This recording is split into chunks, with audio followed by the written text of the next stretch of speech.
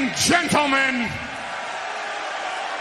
Good morning! Welcome to Good Morning Wrestling with your host Samuel Lyon on the Sports Jedi Network Heel of the Ring podcast, your morning fix on the world of pro wrestling. WWE Raw, SmackDown, NXT, TNA, AEW, Evolve, MLP with hot takes, reviews, rumors, opinions.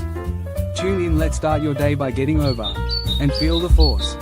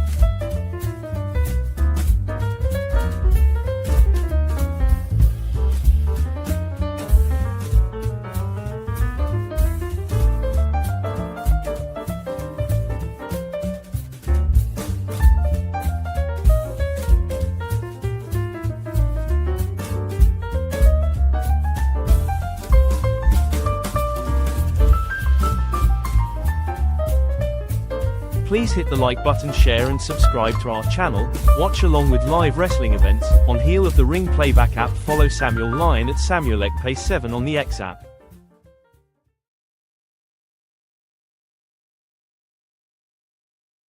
Hey, good morning, good morning, good morning, wrestling. This is Samuel Lyon on the Heel of the Ring podcast on Sports Jedi Network. I'm so elated to bring Good Morning Wrestling to you all the way from West Africa, Nigeria. This has been a dream come true for me. I'm really elated to get to do this with you as you wake up this morning.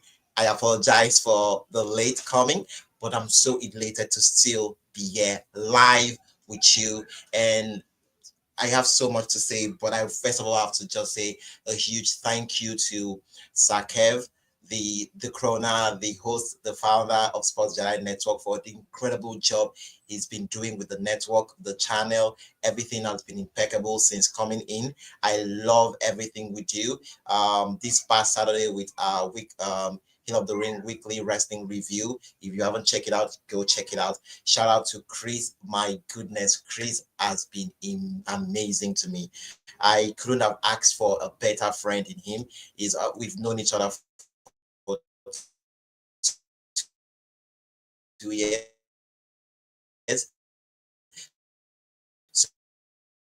So to get to see you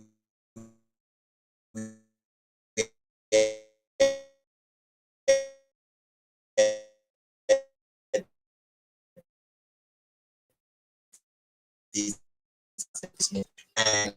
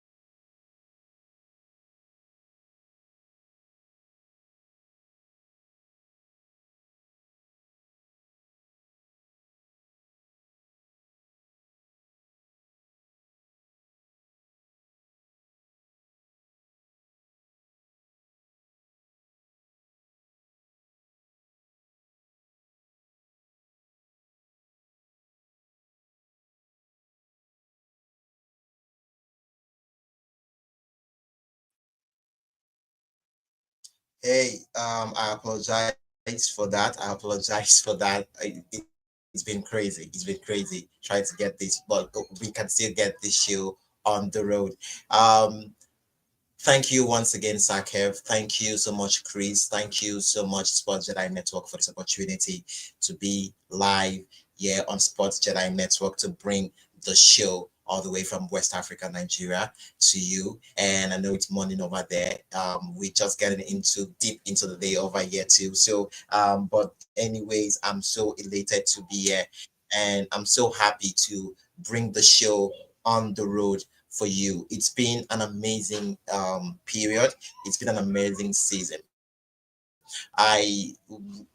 This show is something that I'm so elated to have here and to take on the host mantle to get this show on the road. I'm so proud and elated to get that doing. And today we have a whole lot of surprises. We have a whole lot of fun that we have planned for you this morning. So if you haven't gotten your espresso, your coffee, your tea, your cold, your maybe room temperature water, if you're in the gym, you're with us. You get to do this with us, and we are so proud to get this show for you. This is Good Morning Wrestling from Sports Jedi Network. I still remain your host, Samuel Lyon. So without further ado, let's get right into the show. Coming on in few minutes would be someone I'm so elated to introduce to Sport Jedi Network, the audience here, the viewers here. If you're listening to us, if you're watching, did a great job. Sakev did a great job hosting weekly wrestling review on Hill of the Ring as part of Sports Jedi Network. I was able to be a part of that conversation. It was impeccable. It was amazing. We got into a whole lot of things.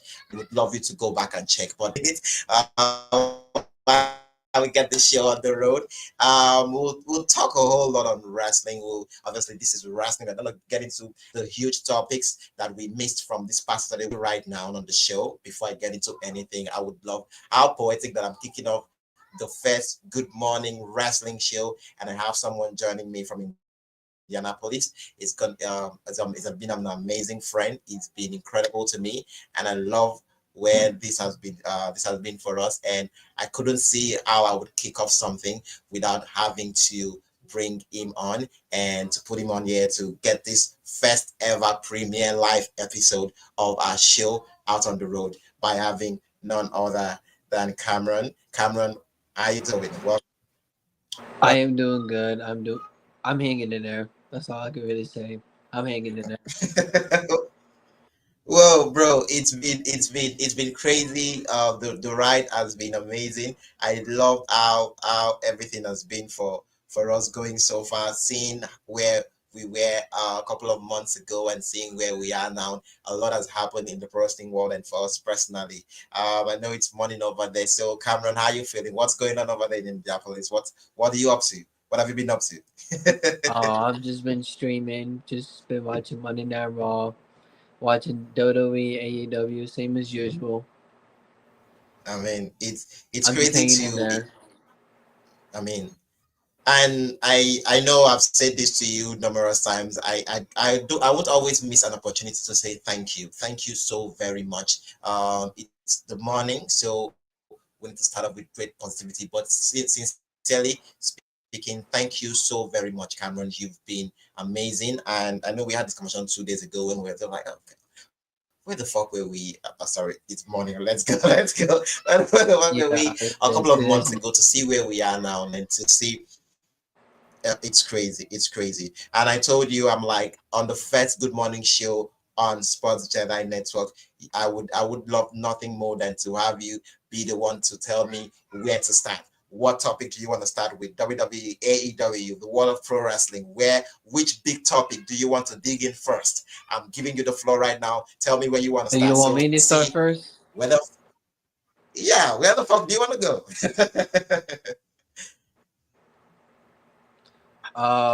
Who do you think is gonna win the Owen Hart tournament in AEW? From the men's or the women's side of things? The men, the men. Hmm. Well, that would be trickish in some sense to basically because of the no, it's not even confusing. Fucking Will Osprey, like he needs to take over the mantle. And I know everybody has been saying Darby Allen needs to come back and finish the story. It started with him and everything, so he needs to see the ones to earn it. But like Will, like one of the biggest, if not the biggest name in like the independent world of professional wrestling, is working for you. Like you've used it. I love the. I'm not saying I've done. I actually admire the way they've used Osprey this couple of this. I mean, like maybe a year in now. I admire the way they use him. Like obviously he's a big star. You know, Tony number one. They would have immediately made him world champion by now. But I don't know if he has a say in this or if this is more about like but they've been hands on him, and to see how he's been handled has been amazing to see. Not everything is all positive in his end when it comes to the AW as an employee, but I like the fact that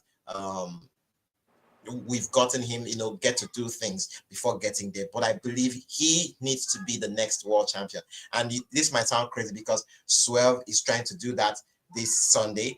We don't know if that trigger will be pulled or if Swerve will even get this, be able to, second time in a row on AEW's Dynasty, he will become world champion. And if that's possible, the match everybody wanted to see last year for All in London, could that match be given to us in All In this year in Texas? So instead of Swerve going in as champion in Will Ospreay's home turf in Will Ospreay's country, Swerve is champion in the United States, and Ospreay is also working for the United States. So coming in to challenge it, like where Swerve is, Swerve has the power, the everything.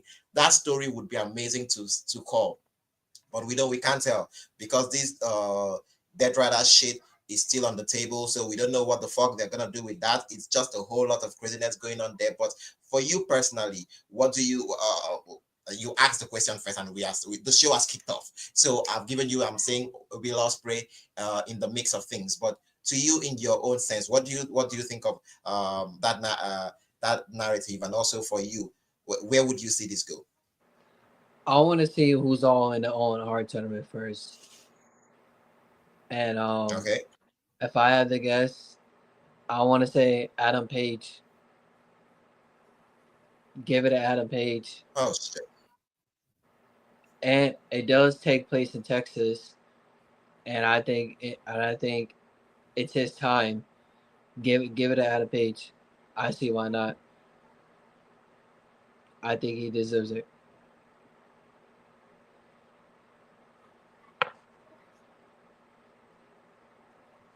Well, you still hear me, right?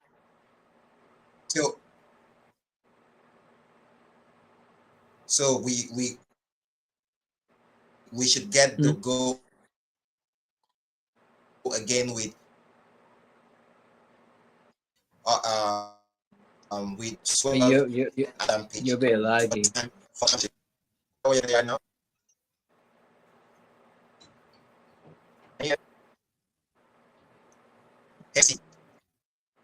No, Yeah, I don't know if no. you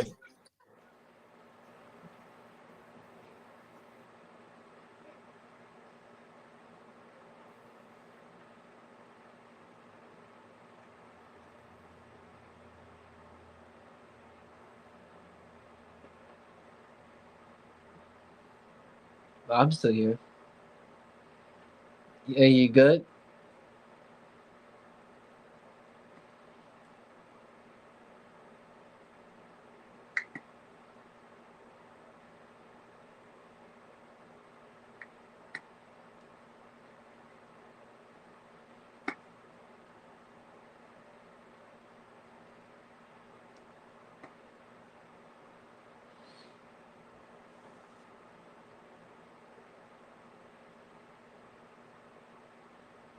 Hello?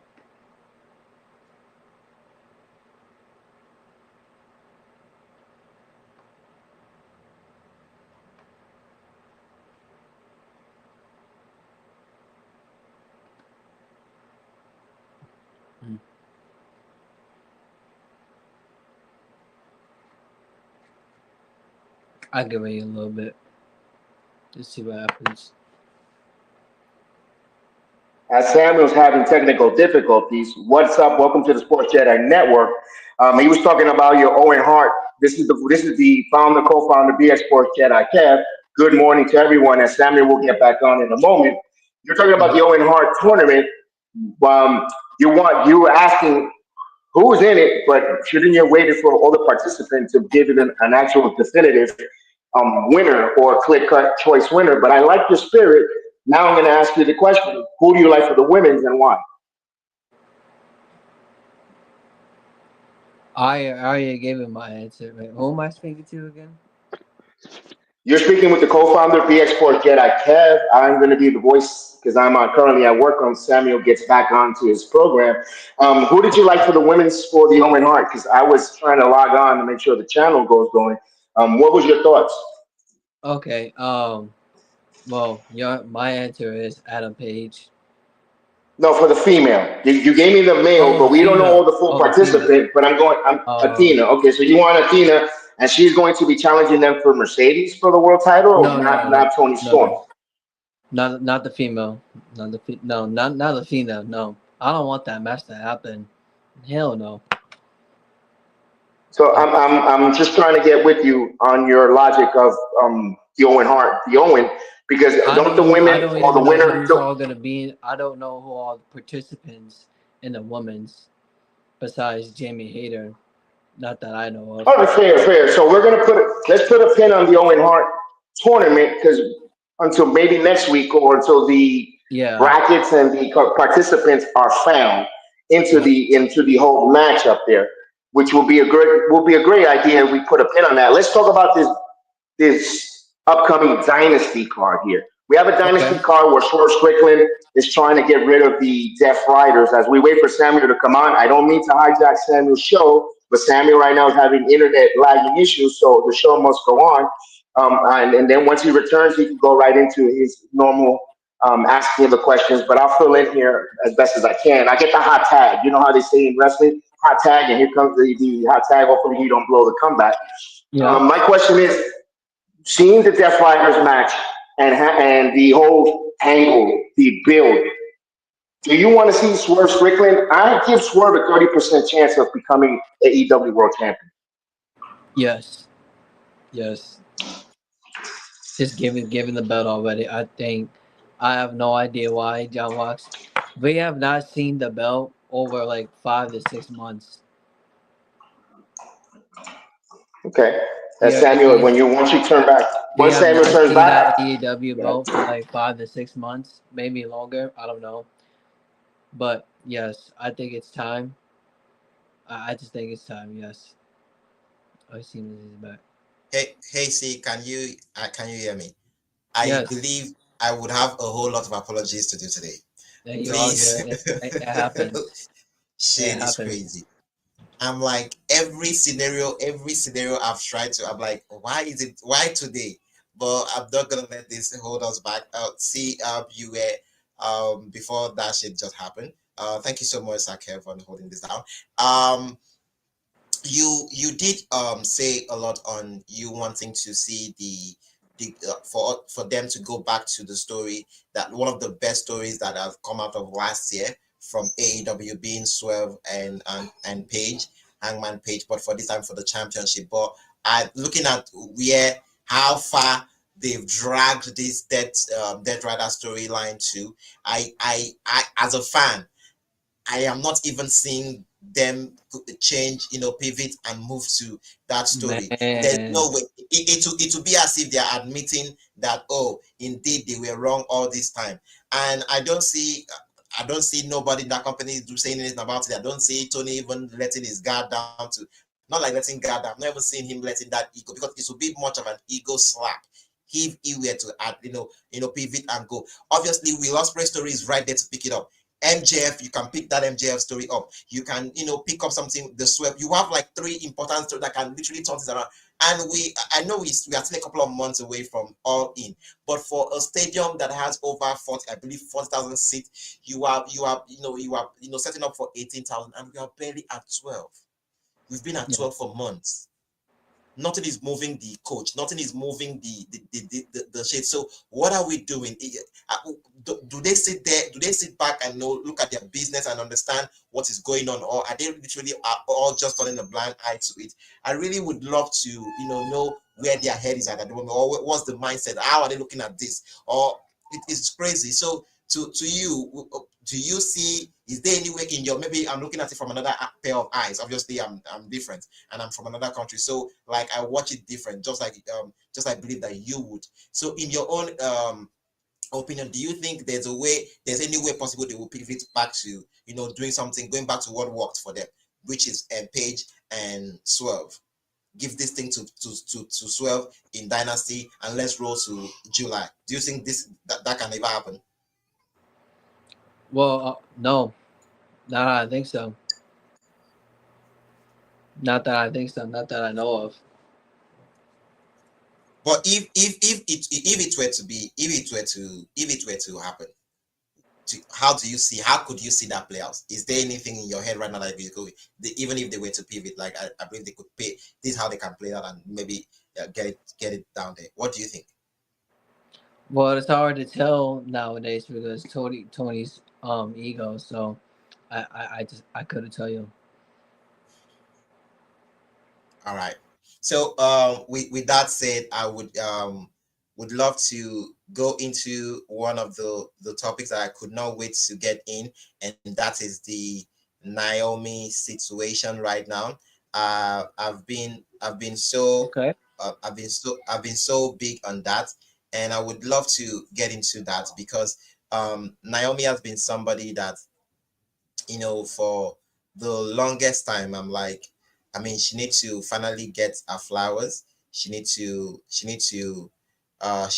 understand, we need to understand her value. Her value needs to be picked back up. And it's been a wild win to see where this woman has been. The situation with Sasha, now Mercedes Monet, happened, I believe, over 3 years ago. It's 2022 when they were tag team champions and they had to forgo that and like fuck this shit. Like, we're moving, we're leaving, and everything went so crazy. We see this woman. There was a point where they left, and this woman was like, I mean, the passion for wrestling is almost gone. Like it was a crazy situation to say anything at least there, and to see where we've come to, where she was Trinity in TNA. She came back there. Everybody loved her. She did an incredible job. And she was there, making history and putting in the work. We saw her growth. We saw the mic work pick up. We saw the nastiness, the good. Like, she was the star in that promotion. And it's just so happened, so many women that are, I can call Diana Perazzo, one of them too, that was fired and went there and did something great with herself. Naomi is one of those ones that went there and did something great for herself over there. And so to see where she was and where she is now, coming back to the company and taking the Naomi seats back, and I believe she's been handled not like better. She's been handled well. Let me not use better for the word. She's been handled well since coming back. And one of the stories is the big three, where Bianca, we have Jade. We have Jade coming to the picture. The women were doing an incredible job. And this happened. Someone attacked Jade. Who attacked Jade? Everybody, oh, there's no freaking way. It has to be Bianca. Bianca is she is the one that did that. There's still some theorists out there saying, no, there's no way. It has to be Bianca. It has to be Bianca. And it's been a crazy ride. And Naomi admitted that she was the one that did it. What a big moment at the Elimination Chamber when Jade made the appearance. And boy, oh boy, like, I believe for the year 2025, that should be one of the loudest ovation, the most engaging time for fans. Like, fans were the most engaging time for fans to be interested in the story, and they proved so much in that. And it was amazing. I love how everything was going there. And then the face to face with Bianca and Naomi on SmackDown. My goodness, Waterworks was being showed. And I loved the way they did everything. It was incredible. It was impeccable. The tears, the everything, you felt it as a human being. You could it resonated with you as a fan. You could understand where each person had in mind, and you saw the attack again from Jade. It was a lot up until this past Friday with Naomi. Backstage vignette giving one of the craziest spine chilling comment. I loved everything. I was moved by it, and I could not wait to come here and get into it. And we have the audio, from that promo that she cut on Friday Night SmackDown. This from WWE's X page. We have that, yeah. So for you to to get back into the moment, I want us to take a listen back to Naomi on SmackDown on the whole thing with Bianca and Jade, and moving forward, going on. I've always been a woman to do the right thing. So Bianca, what makes you think that my attack on Jade was anything different from me doing the right thing? I sit here and think about all that I've sacrificed, all that I've given, and that's what really breaks my heart. Because through all of that, I'm made to be the batman in the situation. I just don't understand, how does Jade come in out of nowhere and take my place with you? I want you to ask yourself this, Bianca. Who inspired you? Who's inspired women over the last decade? Who's always had your back from day one of you being here? Not Jake. But you know what? What I've learned through all of this, you teach people how to treat you.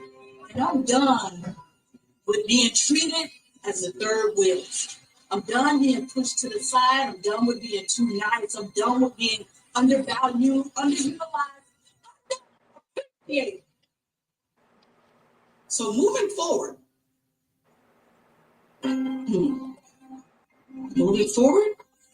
here's my message to you, Jade. If you continue to be in my way, I strongly advise you to proceed with caution. So that was Naomi on the call, and she she went in there. That line, treat people how you want to be treated. That line, that line hits. Now, the one that got everybody talking because of the way she's dressed, the way she's seriously into it now. If you come for me, you think for it well. And come on, proceed with caution. When you listen back to that, what comes to mind when it comes to Naomi as a character on WWE? That's what she was wearing, a caution shirt, an outfit. Yeah. I did not know that. I wasn't paying. I did not know that. Oh, And I'm gonna be real honest. I did not watch Friday Night SmackDown, so I had to watch the highlights. Oh my goodness! I'm gonna be real honest. So I only watched the highlights of it. But to listening to that, and understanding where this woman has come in, and you understand the whole history with Naomi and all of that. What's your take on everything and all of that when it comes to her and everything that she's been through and all she's trying to push and all everything, just to encompass Naomi as a superstar and how far she's come and what they're doing with her at the moment? I think this is the best, if not one of the best, Naomi storylines so far. Naomi's has been great. She has been great. Naomi's is incredible so far. Naomi may Yeah. get criticized due to her ring ability, but Naomi's is incredible. She's And that having fantastic in her run. So yeah, and that aside, it's been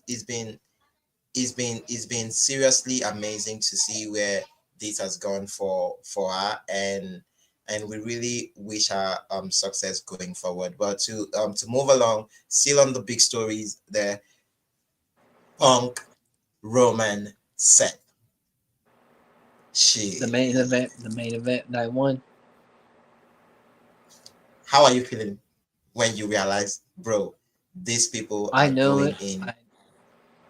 I wasn't surprised because I knew that it's gonna main event night one. I mean, I knew that it's gonna main event night one. So you are not mad that it's not Jey Uso Gunther, it's not Charlotte Flair Tiffany, No. it's not. What do Why you have would to I say be? about people Why would I be mad? Because they are bigger stars than the World Heavyweight Championships. Roman is entering like his the 10th. IWC going Roman crazy? Oh, is so you have all entering these people. his 10th main event. Yeah. So CM Roman is Punk. going into his third. You go ahead. You go ahead. So Roman is so Roman is going into his 10th WrestleMania. Seth is going into like his third. If we had to add the Money in the Bank cash in 2015 WrestleMania 32, sorry 31, that this should be his third. CM Punk has never. This man has been wrestling for years. This man is the guy of our childhood. Never. This is his first. Never. And to put that in words, and seeing how people are like, oh, so you had Jay, win the Money in the Royal Rumble, and you don't have him main event. People are obviously Charlotte Flair and Tiffany Stratton's discussion is not really coming up this year, but mainly the contending match, because I was like, how don't you close the show with Jey Uso? But the one thing that I hang my head on, see, before I allow you to get into it, was what Triple H said, because this was asked of him during the Elimination Chamber press conference, the scrum they do, and they asked him about the main event and everything. He said, any match, the match that makes the most sense, the match that has the most story, that is what is going to main event WrestleMania. And we know I know it was more than that, because it would be all about superstar. When you think of WrestleMania, you think of Roman Reigns, you think of CM Punk, you think of Seth Rollins. Sorry to say, but you might think of Jay, but Jay and Gunther, it's a love story. The way I say it's a love story, but I'm not sure this love story is big enough to close the show. So how do you put this in? How do you fix this? It doesn't have enough fuel to, and it doesn't have enough fuel to close the show. It doesn't. And do you think if like, let's say if you were Triple H in this company and you have to deal with all of this, and you've given this guy an opportunity to prove this, would if they were to give us Jay Gunther over Rollins, Seth, and Rollins, Roman, and Punk, how would you feel if that was supposed to be, if that was the lineup? Would you feel any indifference to that, or would there be still backlash on how they missed out on an opportunity? If the World Heavyweight Championship closed the show? Yes, over this match. I wouldn't have an issue with it. But okay. I wouldn't have an issue with it. I would have an issue with it. I see why not. That's crazy to say. But I see why not. So what's the favor CM Punk says he wants? What do you think is the favor? You could do a scenario where, like Daniel Bryan or WrestleMania, where Daniel Bryan beats Triple H, and he advances the triple threat. You could do a scenario like that.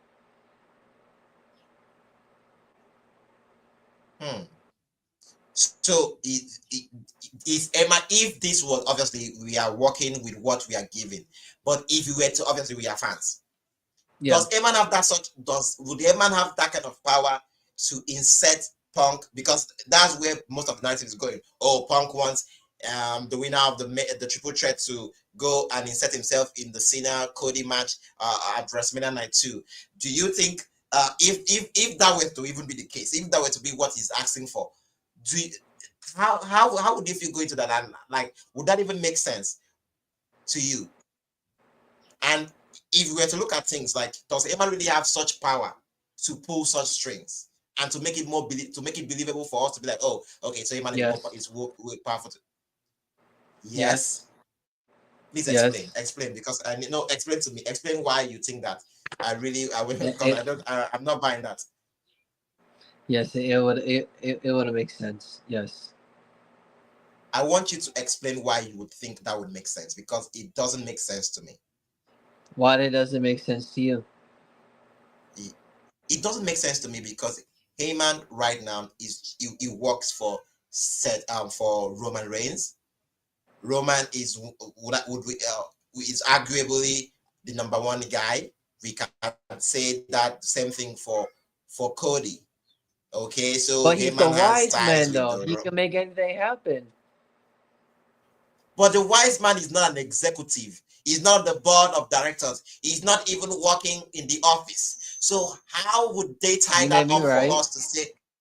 So that's the angle I'm going at. I'm like, Heyman has ties with the people running things, but he's not in the office. He's not part of the people running things. So how are you going to make me believe that he was able to get the favor that, if that's what Punk is actually looking for Heyman to get him?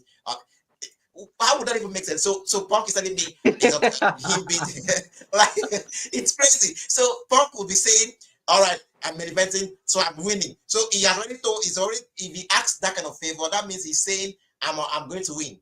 How is he going to? It's crazy, because you have a lot of like, okay, so how he's going to win? And like, he's so sure that he can win. So, bro, this is crazy. This is crazy.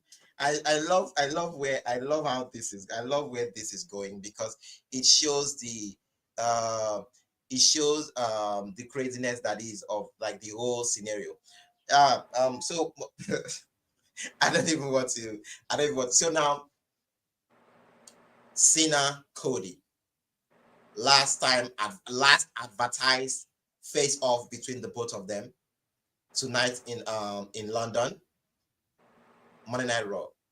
I actually forgot it's gonna air 3 o'clock today, from my area, from my time. So I gotta stay up and get some. I gotta stay up.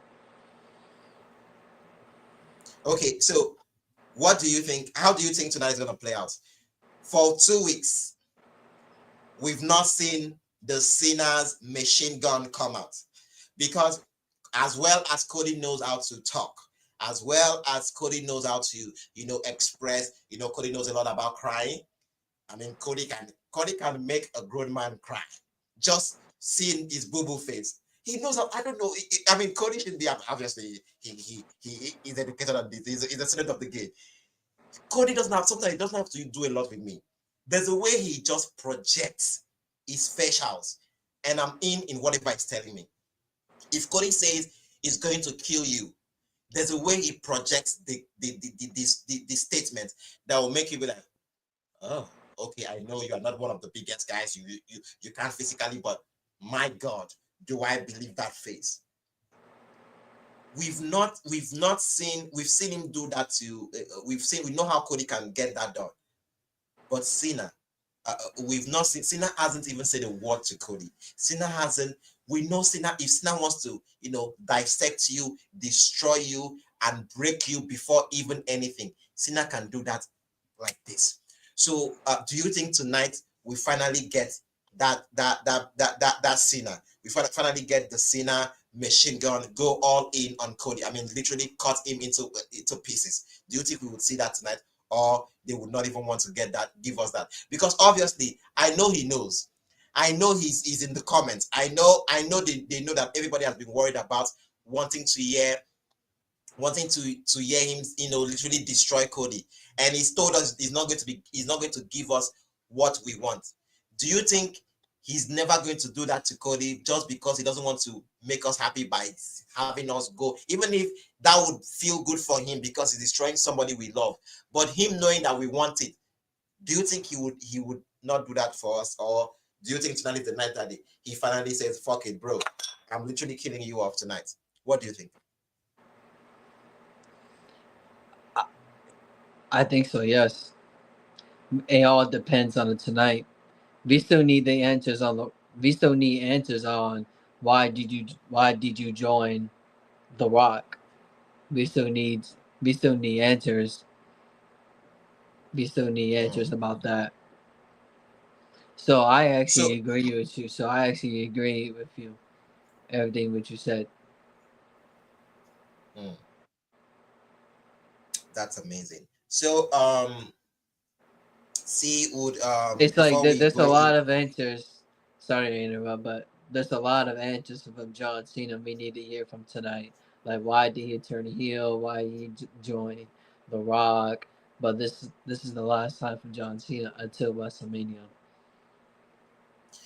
if I were to ask you to play Monday morning quarterback, how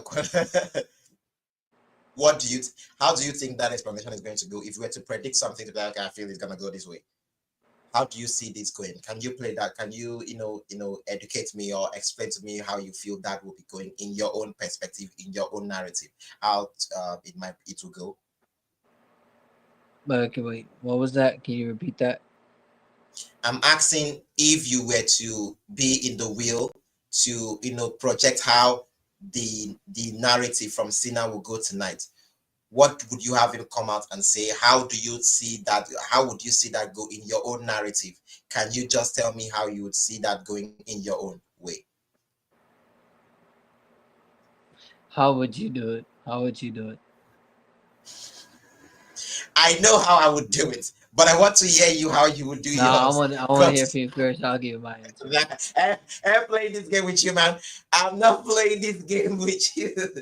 I need to hear what you have to, because I believe one way or the other you might actually know how I would go about that today. But I'm really really intrigued in wanting to hear how he would go with that today. Like, see, you have to give me something. You have to give me something. This road to WrestleMania is so unpredictable. So to be quite honest, I actually don't know. Is that fun for you for not knowing how everything is going? And at least because other people might not see it that way. How do you feel not knowing? I just don't know. I think the build up is unpredictable. So yeah. Everybody's talking about so far is Roman and the John Cena, maybe Gunther, but yeah. Okay, so we need to pick one thing again from NXT. I need to pick something from NXT. I have been so if you don't know, we do a show on Saturday called Weekly Wrestling. We do a show called Weekly Wrestling Review here on the Sport Jedi Network on the Heel of the Ring podcast. Sakev, Chris, they handle the show. I'm opportune to join. I joined for this past 2 weeks, and one of the things I said that came off more like a controversial take was that I do not. I'm coming. I do not see Trick Williams as someone that I'm like ready for to come up to the main roster. Like I still see him being green, and everyone was like, "Oh, green." I say that in terms of like I still want more from his in-ring work, but more from his character, who he is as a character, because obviously he was introduced to us as a hype man for Melo, and that was the period I did not watch anymore because I was like, I can't deal with this shit. The black and gold was taken away from us. So Trick was really, really getting Trick was really getting into it as a as someone. He has evolved all this time. I mean, Trick from 2021 and Trick of 2025 is we've seen way more difference from that. I'm not saying that we haven't seen anything, but for me personally, I'm like, bro, like he still needs work to be done. It's crazy to see, like, I can see someone like Javon Evans or Bafemi come up to the main roster and I will not blink. But if they bring in Trick, I'm like, nah. Yes, everybody, people will be telling me, but didn't you hear the ovation he had when he came on SmackDown to attack Melo 1 time during I believe last year? I'm like, yeah, the music, that is it. If we don't want him to be nothing more than an entrance, then let's work on the group roles. I have never, because to me it's nothing more than an entrance. If Trick William music hits here, I'm just vibing. I'm whooping everything I'm saying on my way. But immediately the music cuts off. Okay. Yeah.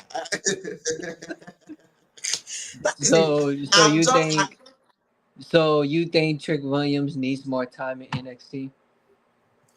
I'm not asking for more time. I'm asking for them to put something in that sauce. I believe Trick has it in him.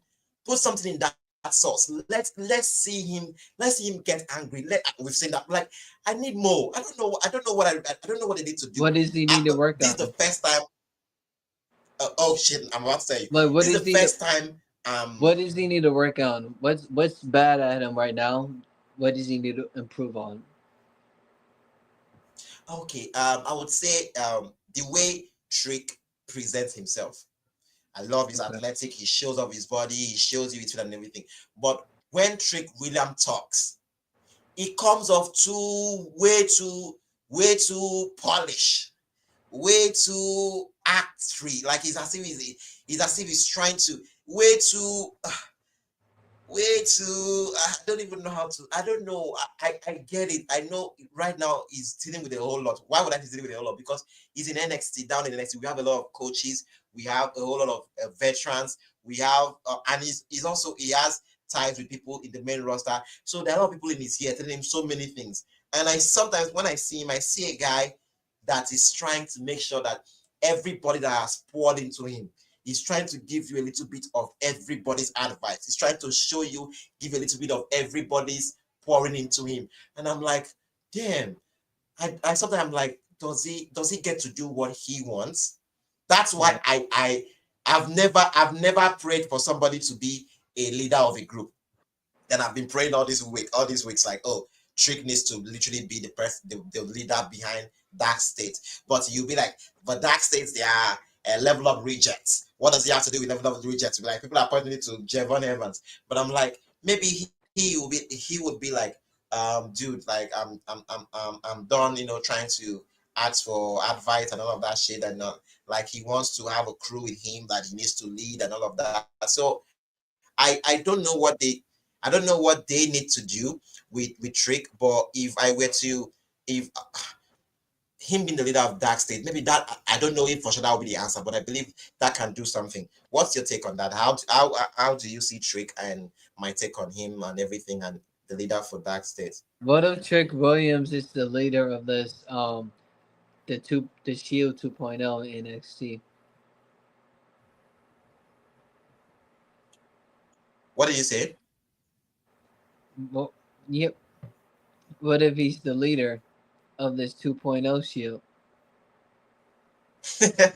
That's what I'm saying, that I've been praying that he should be the leader. But at this point in time, I'm like, how would that work out? What is going to be the motivation? Maybe that's where he needs to tell me why I should care for him being the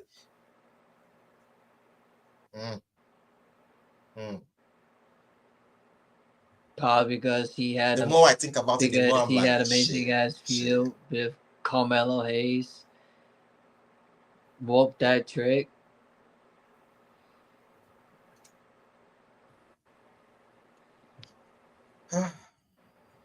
What do we do with Trick?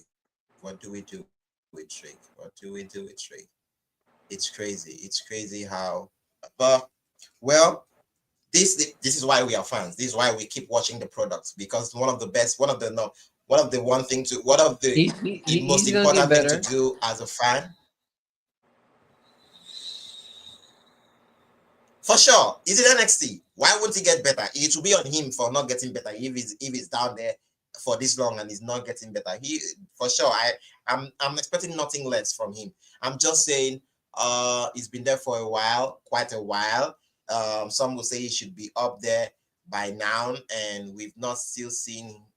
It's as if something is still not like they still need more from. I believe even the coaches, everyone still would want something from him. But that's cool. That's cool if And not nothing only comes out of that, that. But he's gonna stay WWE anyway. So why rush? Just patience. He's gonna figure it yeah, out. that's amazing. All right. So C, we leave it up to Trick. Hey Trick. I'm not trying to roll on your parade here. I'm just an honest fan here, trying to see where I would want you to go. I mean, who doesn't love Trick? Anyone that loves Trick, I mean, shame to you. Trick is one of the best in terms of like how no wonder he was brought in as a hype man. He knows how to get us going. And I just want to see him evolve more. And I know for Yes. sure he's trying. Him out there every Tuesday trying to do something. I mean, it's not as if he's been sitting on his hands doing nothing. I'm not saying that's what he's been doing. I'm just saying I wish by now we would see more. And I also wish for some reason, some weird reason, Bully Ray would have stuck a little bit more and try to get that out of him. It's as if they brought him for they brought Bully for him, but like he now became body with Bully. I would have loved to see them clash, but well, we he needs someone that breathes down his neck. He needs someone that pushes him. Yeah, I believe that's what Trick would need at this point. But well, not to take long on that. Hey Samuel, can I mention I'm definitely Samuel? wishing Trick a whole Samuel, can I make a but statement? yeah, go Samuel, on, sir. it's BX. This is BX Jedi. Yes, sir, The you can. words and the words and the opinion of Samuel does not reflect BX Force Jedi's love and affection for Trick Williams. I'm big on Trick Williams. I'm going to give you a quick story of Trick Williams. Trick Williams is very charismatic. He's very charismatic. He's very sharp with the tongue. I believe his promos are very strong, very charismatic. He knows how to work a crowd. What the problem is, his opponents, like you said, needs to breathe on him. It's not his fault that his world title run, he didn't have that obstacle. I thought Ethan Page did okay, but that Devil's Play match was a little, they beat the hell out of each other storyline wise, but it was just missing something from Trick. I think this edgy Trick Williams here, I think it's going to round them into form, into being a fine, multi-tool wrestler going forward. And I think Trick Williams, give him some time. I think if he's the leader of Dark State, I think he's going to go to that next level character of the heel who could tell a story with a group. So Trick Williams is up and up. He is a awesome dude, but his nature outside of the wrestling business, he's just a nice, charismatic young man, respectful man, and I think this Dark State character, he's going to tap into something we haven't seen. But yeah, I just wanted to give you on that one real quick.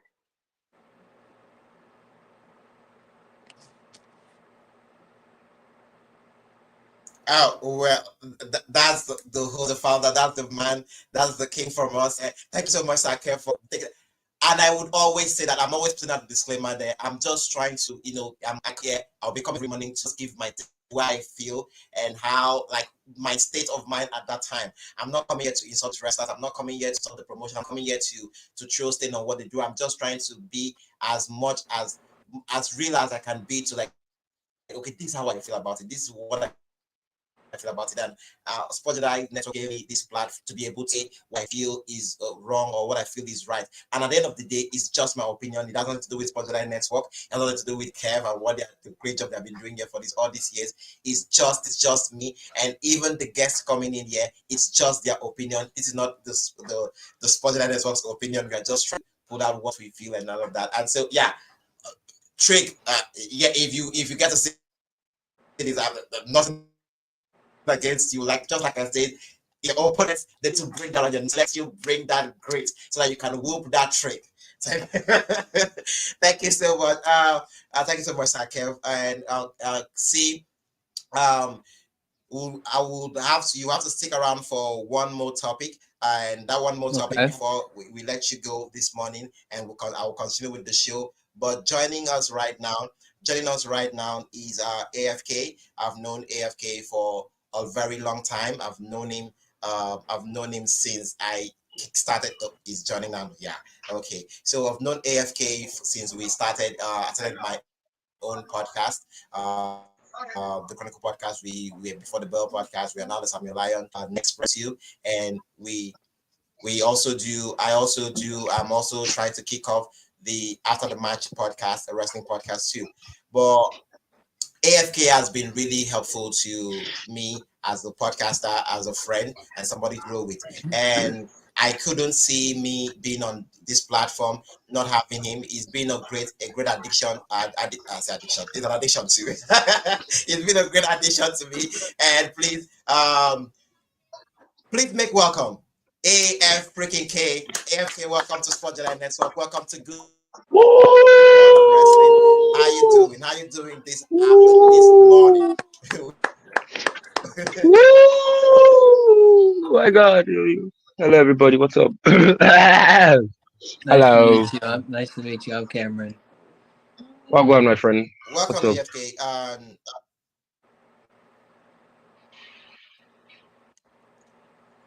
All right, man. I don't know if you can hear me. I don't know if you can hear me. If you can hear me, please let me know. I can hear you, but I think there Great. is something bugging my network. And you need to fix that for us. All right, AFK. I know we just brought you in here to get your take on one or two things, and I hope the stars align for us. Oh shit, the stars align for us to get that from you. So AFK, we dealt a whole lot on so many things, and this is Sports Jedi Network. We do the network does a lot. We deal NFL, the NBA, and other sports leagues. AFK, please, you need to so your sound might be the obstructors here. So they do a lot, they do a lot over here. So I just wanted to get your take on yeah, I know you would love to hear this. I want to get your take on. I'm trying not to give you the power What's to get the so take? wild here. I want to get your take on Triple H. I want to because he loves this man. I want to get your take on Triple H. I know right now everybody's just loving up on him so that they are not trying to go all in on him and everything. And I believe we had a conversation a few years back, and we were like, man, how they made fuck this man up and all the things this man had to go through. And right now he's where he's always should have been. And he's holding down the company, he's pushing the narrative, he's taking it to where it needs to go. I just want to get your take as a fan of what that man is doing. And obviously,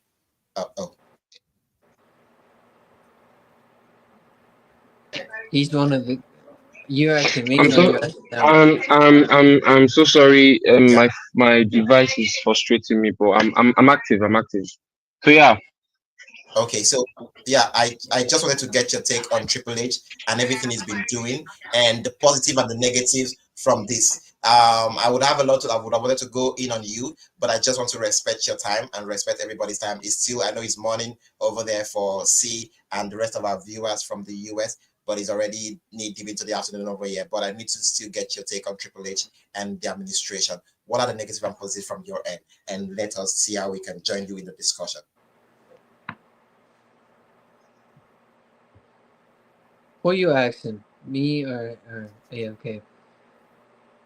I'm asking him. He knows who I'm asking. AFK, the question is for you. I believe he's It's a crazy time here. Still, all right. See, I think I'll have to show that to you while we wait for the network for the I believe it should be technical difficulties from his end to get sorted out. But for you, looking back, looking into this man's career and what he's actually obviously he's actually going into the Hall of Fame this year, and I would be Two-time very, Hall of I Fame, would be, two I time. would be two time. And obviously, if with now them adding immortal moments, adding the immortal matches into the Hall of Fame, Triple H might just might just come off with over 20 something Hall of Fame. Yeah, but who are we to say this? But I just wanted to like looking in as a fan and someone that has been a fan of this product and the wrestling person world in general. Like, what's your take on the way he's been handling this company? Like negative, positives. Do you have the negatives? Do you have the positive that you think we could go in this morning and try to get in? Because I feel like I do have some. I think Triple H has made WWE products safer than Vince McMahon was running. He made a lot of things more better and more safe. I just more safety wise. Not just Triple H, the team wise. Okay. I see a lot Um. more. I see a lot more positives than the negatives. Okay. And I wouldn't fault you. I wouldn't fault you for thinking that, because obviously, yeah, there are, we've not seen people ranting about it from here, and I get that, but it's crazy to see where we've gone. But like, I believe if there's anything, if there's one thing that people know, is it gets traction, but it's as if when it's a good show or when people still show up, it's not really a big deal, but it's actually a big deal. The ticket prices. People I've been seeing a lot of complaints like, oh, ticket price, because it's as if each show beats the other show, each show beats the other show, each event beats the other event. They are breaking their own record, they are breaking their own history, and it's all because of the money that comes in every single time. So to you, what do you think?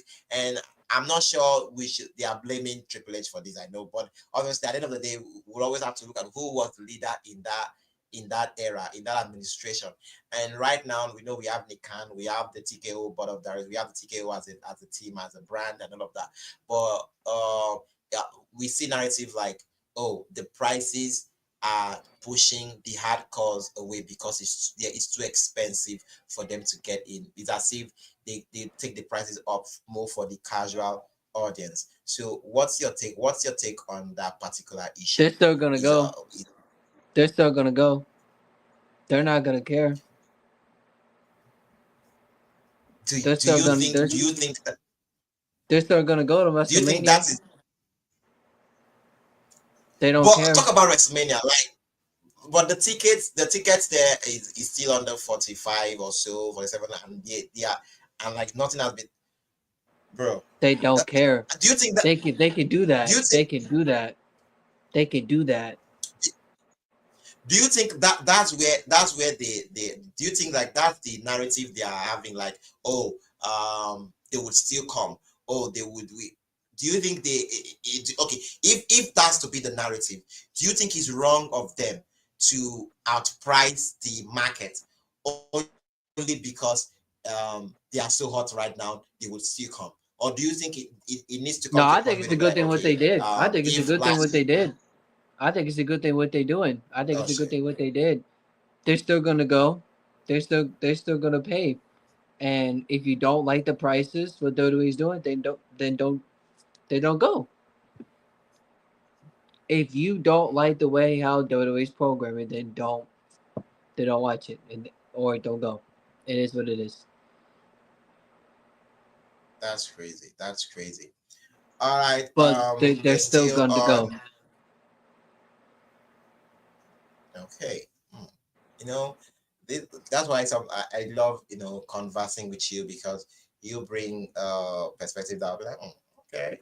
I know, because I'm always all over I my have plates. been I'm thinking about so sorry, many other stuff. sorry to interrupt, but I have been seeing Yeah. like a little backlash and criticisms on Twitter on people want to say on this year's WrestleMania. I have seen a little bit of it. Yeah, that's what I'm saying. That the noise comes in every single time there's an event being announced and the tickets it's out on sale. People, you see the noise, but it's as if when we get to the event, the house is still packed. We are like, where are the people that are complaining about this thing? About why is that place sold out? Why are we recording record business and everything? So it's as if the show, the way the show is being done, the superstar, everything, the production, like when we are done with the show, all the noise dies down. Like at that time, we're not talking about the prices and everything. Prices only come up in conversation when the show is being announced and all of that. So I'm like, bro, we need to see where that goes. So see, before we let you go, yeah, I just have one more thing to get in with you before I let you go have your great morning, and that is the match, the title match tonight. Io, Bianca, uh, uh, Io and Rhea Ripley with Bianca as special guest referee, and obviously we are looking at this women potentially having a triple threat match at WrestleMania. I want to get your take That's on taking place tonight. how that match. Yeah, that match is taking place tonight, Monday Night Raw tonight Okay, okay, okay. on Netflix. May I add? So, what's your take on that match? I know this administration is up to doing the unpredictable, because obviously everything is unpredictable at this point, and we have a lot of moving parts. And oh, I'm not trying to overshadow the women here. I was supposed to let you go in one topic, but I'm going to let you go in with two. Ray fucking Phoenix, signed, sealed, delivered, showing up this Friday in Chicago, of all places. In Yes, Chicago, he Ray is. Phoenix, his Yes, name, he is. everything. I mean, he's been released from Guantanamo Bay. You know, he's out from, I'm not saying that he was in prison or something. I'm just joining I I'm mean, just let's joining be for real. He the was in prison. Yeah. Yes, he's out of AEW and now he's in WWE.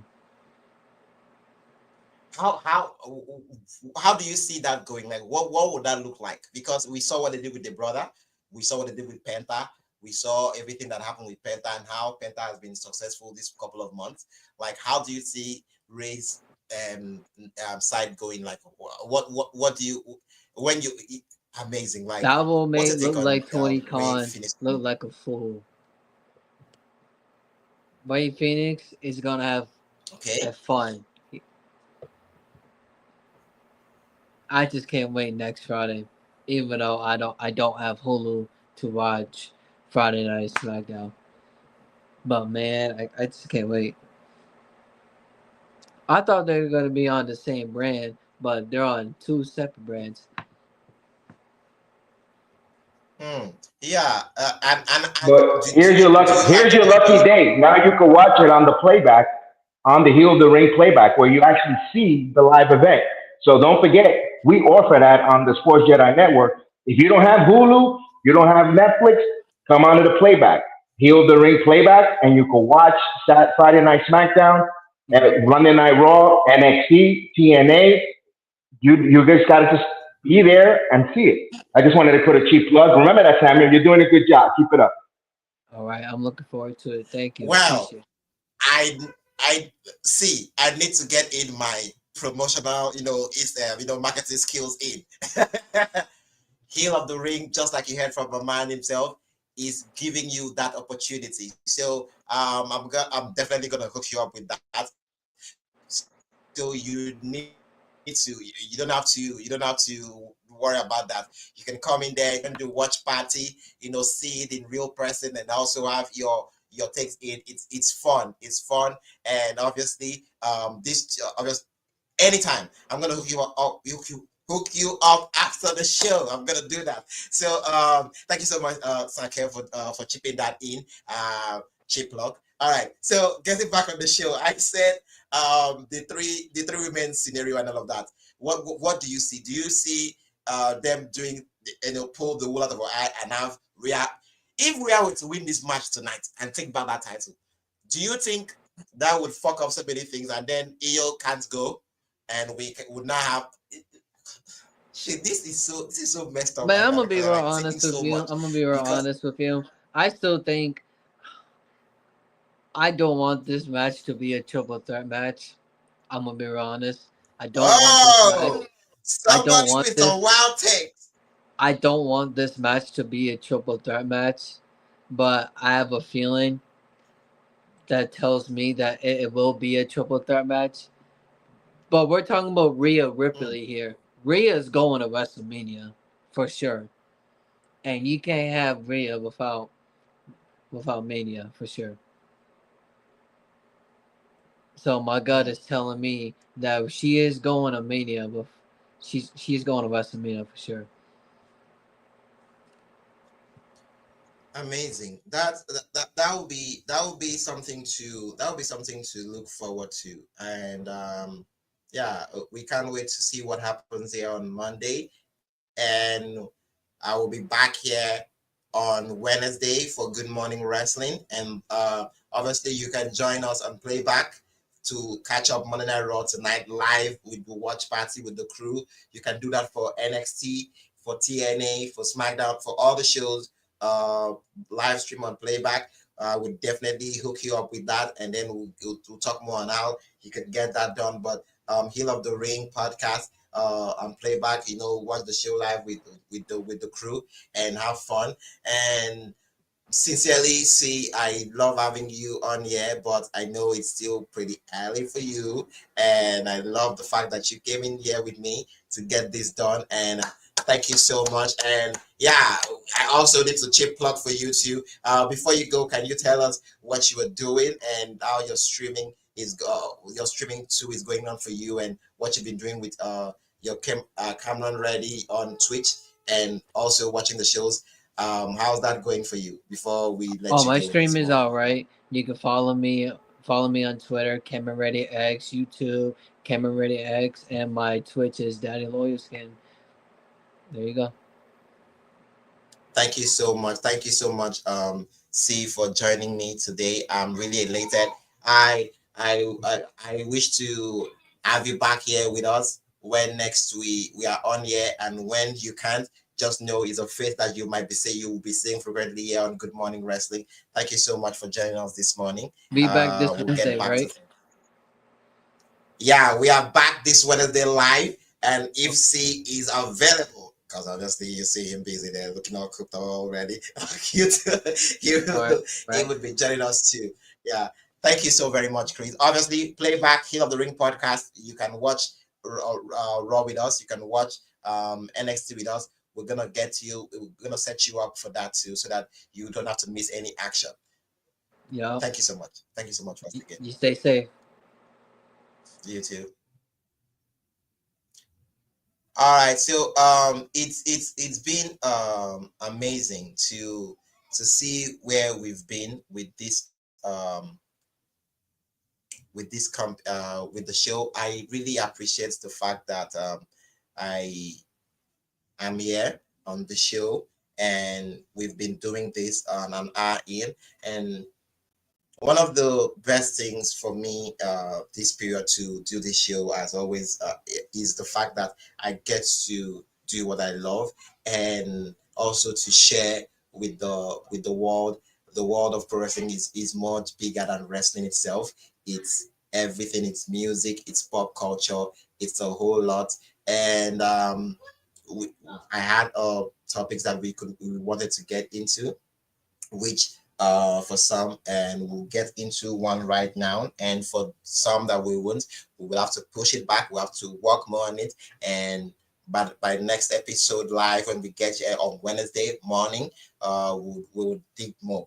But one of the ones that I'm so big on wanting to get in is the Stephanie's Places, the ESPN original with Stephanie McMahon and everything she's doing with the show. I trying to set it up, yeah. I really wanted to go in on the first episode that uh they had she had Punk in the episode, and it was amazing to see what they did. And for real, it's been an amazing. Oh, before we get there, just wanted to announce quickly that, just like I said, this show is one that tries to see how we can fuse in pro wrestling in the morning, and you also get to get exclusive talks with incredible people that are doing strides. You can come in, get your brand and business over. This is Sports Jedi Network. This is Heel of the Ring podcast. This is Good Morning Wrestling, still under those banner. And as a host and somebody that has been in the game for over 5 years, I really love the opportunity that I'm being given to be live here on this channel, and I love this network so much with the opportunity they've given. So at this, in that same vein, I also looked at how can we do something different, something fun, and I'm so elated to bring in two people that are trying to do something nice for their own for the community, for the group. For it's fun to have people that are passionate about something. And when I got this opportunity to be here on live, I was like, I needed to see how I could have people, because it's good morning wrestling. Wrestling has always been a love fest. We are in love with musicians. We are in love with sport athletes. We are in love with actors. We're in love with Hollywood. With everybody. With wrestling is fun. It's for everybody. So to get to be with to have people that would be able to come on here to share stories, to talk about themselves, their brand, and what they are doing, and just to get them to come and just share a couple of stories, just to get a kick out of it, and push to push us as fans of wrestling, and also to give us this opportunity that there are things outside of wrestling too. And I'm grateful that Sports Jedi Network is like, you can also go for it. And I'm really still on the Good Morning Wrestling. We'll see how wrestling to talk about in the morning, but for now we'll just have to hear from two people for a couple of minutes, and then when they leave, we'll still go back to our show. But you enjoy with me, because this is Nigeria, this is Las Giddy, so we have a couple of good people that are here to just share what they're doing. So please make welcome the hosts for the news podcast for us. Yeah, so we would have them. So to have the host of the podcast, the host, they are live and ready for us. So I'm trying to set them up. Okay. The host for the Gen Z podcast. So please make welcome Zeke Miles and Kimi Duke. Welcome to the show. Welcome to the show, guys. How are you doing? Welcome. Good morning. Good morning. It's Good Morning Wrestling over here. How are you doing, guys? I'm actually doing good. Thank you for asking. Yeah, thank you. Well, I'm good as well. Yeah. Good. It's fun to have a couple of people that are doing something for themselves, trying to get things done, and I'm always very proud of people. I met Zeke a couple of months ago, and we had a great conversation. We met up and we had a great conversation, and I was like, Zeke, where the fuck were you all these years? Like, how did I not meet you? It was one of the best conversations. It was one of the best conversations I had with somebody, and I'm like, you are so, for your age, you are wise beyond your years, and I know he gets a lot of flack for his crazy narrative and all of that, but Zeke is one of those ones that you look at and be like, you deserve everything that you have going in for you, everything positive. So to see him get to do something like this, and we are this is you guys coming here to say, the Gen Z Effect podcast will be taking effect, all pun intended, will be taking effect soon. Yeah, getting ready to record your episodes, and we'll love to see you guys, and I love here.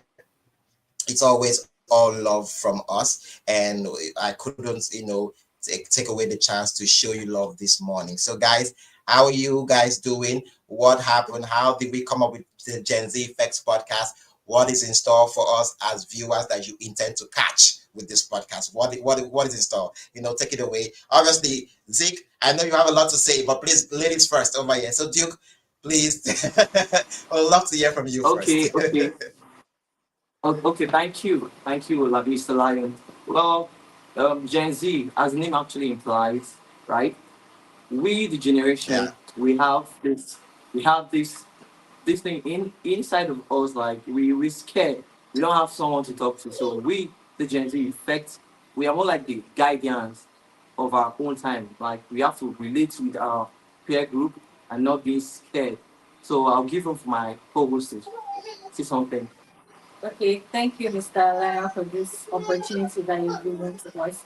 Um, if I was to give the backstory of how the Gen Z effect got birth, I would say how we had a conversation one time, and he was like, he always had the idea of starting a podcast. And personally, myself, I made plans of doing that as well over the years. I think that was like 2020 or so. So we had the conversation and we were like, let's make this work. Like, bring this idea, bring that idea. And we started, we started bringing ideas together. We started doing one or two brainstormings.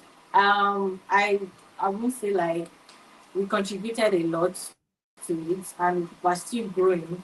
As you are seeing, we're still growing, God helping us.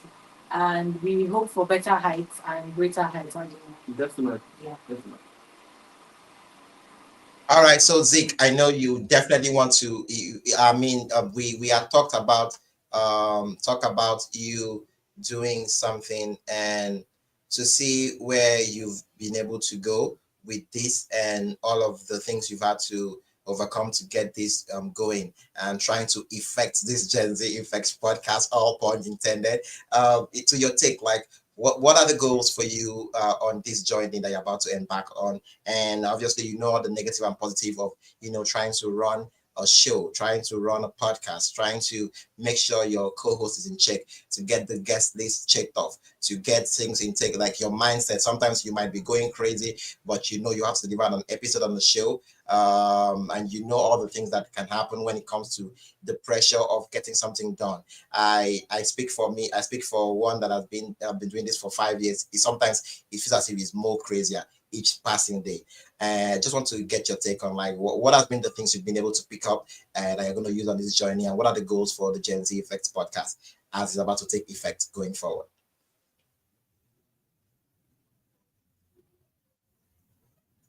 Oh, I think it was lagging there. We lost them there. So as we await them to make their return, I believe they're back. We really want to get into this conversation. Yeah, Zeke, I know. I believe you heard. I believe you heard what I had to say. Can you hear me? Yeah, I can hear you properly. Yeah, I believe you heard what I said. Okay, so what I was trying to get at was like, I know how passionate you are. I know. Can you hear me? I really want to know if you guys are hearing me. Yeah, I'm sure. really big on wanting to know if you guys are. Okay, so Zeke, I know how passionate you are. I know how crazy you are too. I know you've read up a lot on this, and we have positive and negative aspects of running a show, podcasting channel, social media, graphics, guest list, mindset, getting your host to make sure that everything is running, like things are going in. You're pouring into something. You're pouring into a brand. You're pouring into a name. You're pouring yourself into so many things, and I for one, being in this game for almost 5 years, sometimes I feel as if I don't even know what I'm doing. I feel as if I'm doing everything wrong. I feel as if I don't even know anything. Sometimes like, have I been here for 5 years? Like, why can't I figure this one out? So, what are the things you've been able to pick up leading up to this journey? Because obviously the Gen Z Effect podcast will be taking effect soon. So, what are the things you've picked up, and what do you have to say about on the goals of this that you have for this podcast as people are about to begin? Me, our goals. Goals, your goals for the podcast. Okay, our goals. Yeah, I'm asking Okay. the goals of the podcast. Okay. The goal for the Gen Z podcast is actually simple.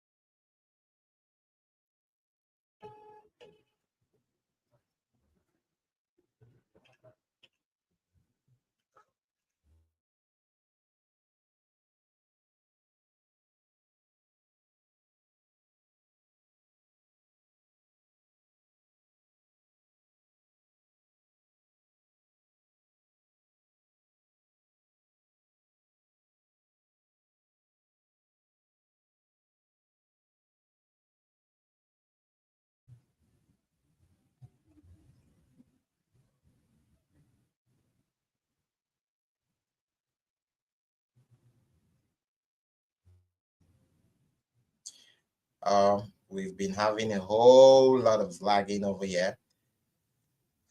We'll get the show on the road. I hope they get to connect back. But back to our show on wrestling. We were still, so I wanted to get into the whole scenario. Yeah, the the scenario with the new the scenario with the new voice of SmackDown. The comment,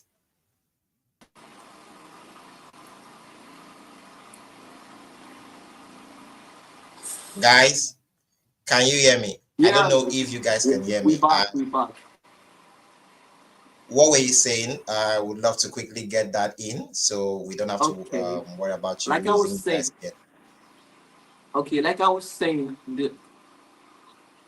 the Gen Z effect actually gives room like to the Gen Z, as the name implies, like to the youth itself, a safe spot where you come out and air how you feel. Not actually having someone that's gonna whip you in the ass or something. You have to be pop and play, just say how it is. Yeah. Yo. But So in the aspect of, are you there? yeah, we're here. So in the aspect of what to expect as a viewer or as a listener, where however I know for sure it's gonna be on YouTube, it's not going to be on audio for viewers that wants to listen. What is the what should they expect coming in, especially on the first episode? What should they expect coming in from you guys as a brand that you're trying to get yourself out there? What's gonna be different about you guys? Because I know there are a lot of young people out there that are doing something personal and trying to build a brand. So from you guys, what's going to be something different coming in from you guys? Okay. What's going to be different is if you're talking about probably how, as a youth, your Christian journey as a youth, how you're going to stay on track. There are a lot of things that the world has put as a barrier as a Christian, especially as a Christian youth. So this platform is going to give them that hope that okay, there are still Christians, youth Christians out there, and there are different ways of following the book, that's the word of God. There are different ways, but we have to follow it in the right path.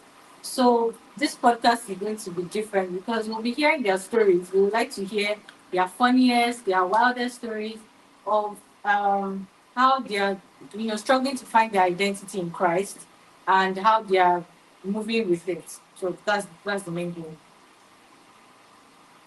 Okay, that's amazing. So, those are the hosts for the Gen Z Effect podcast, and they are on the journey to getting the release of the first few episodes. And we had to have them come in here to give their take on what to expect. And obviously, Zeke, I know I will still have to reiterate how passionate you are on getting things done that you feel you need to do. Yeah, so man, choosing a co-host for a show and starting a brand can be very, very, very tasking. How did you arrive in choosing Kimsey Duke as your co-host? Was that something difficult for you, or was it very simple? And you're like, oh shit, You hilarious. Well, let me say it's like electric meeting on a different electric, so matching energy. So Oh, yeah, okay. just keep it going. Thank you. So you are telling me this chemistry was so simple. So we are not good. Kimsey, I need to get this on. I need to get this to you right now. So you know how crazy you heard what he said. Like the chemistry was very simple. It was very easy. And I know this is a wrestling show. I know we have women's wrestlers, we have male wrestlers and everything, but we need to always discuss things that matter to women too. So how are you going to, are you going to be for the women or the women or for everybody? Because sure that will come. What's the he said himself, you guys have the for everybody.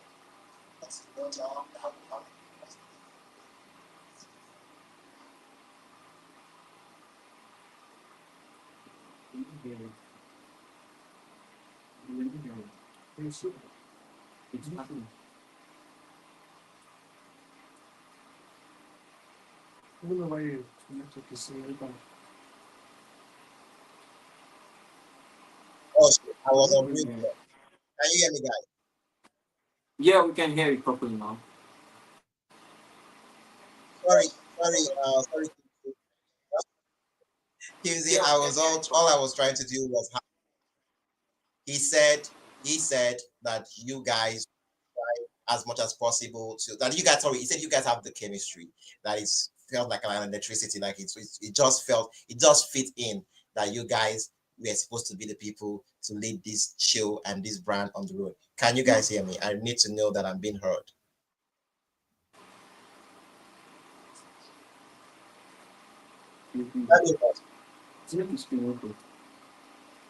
I'm sorry, I didn't get your question properly. Could you please come again? I just want to know if you can hear me.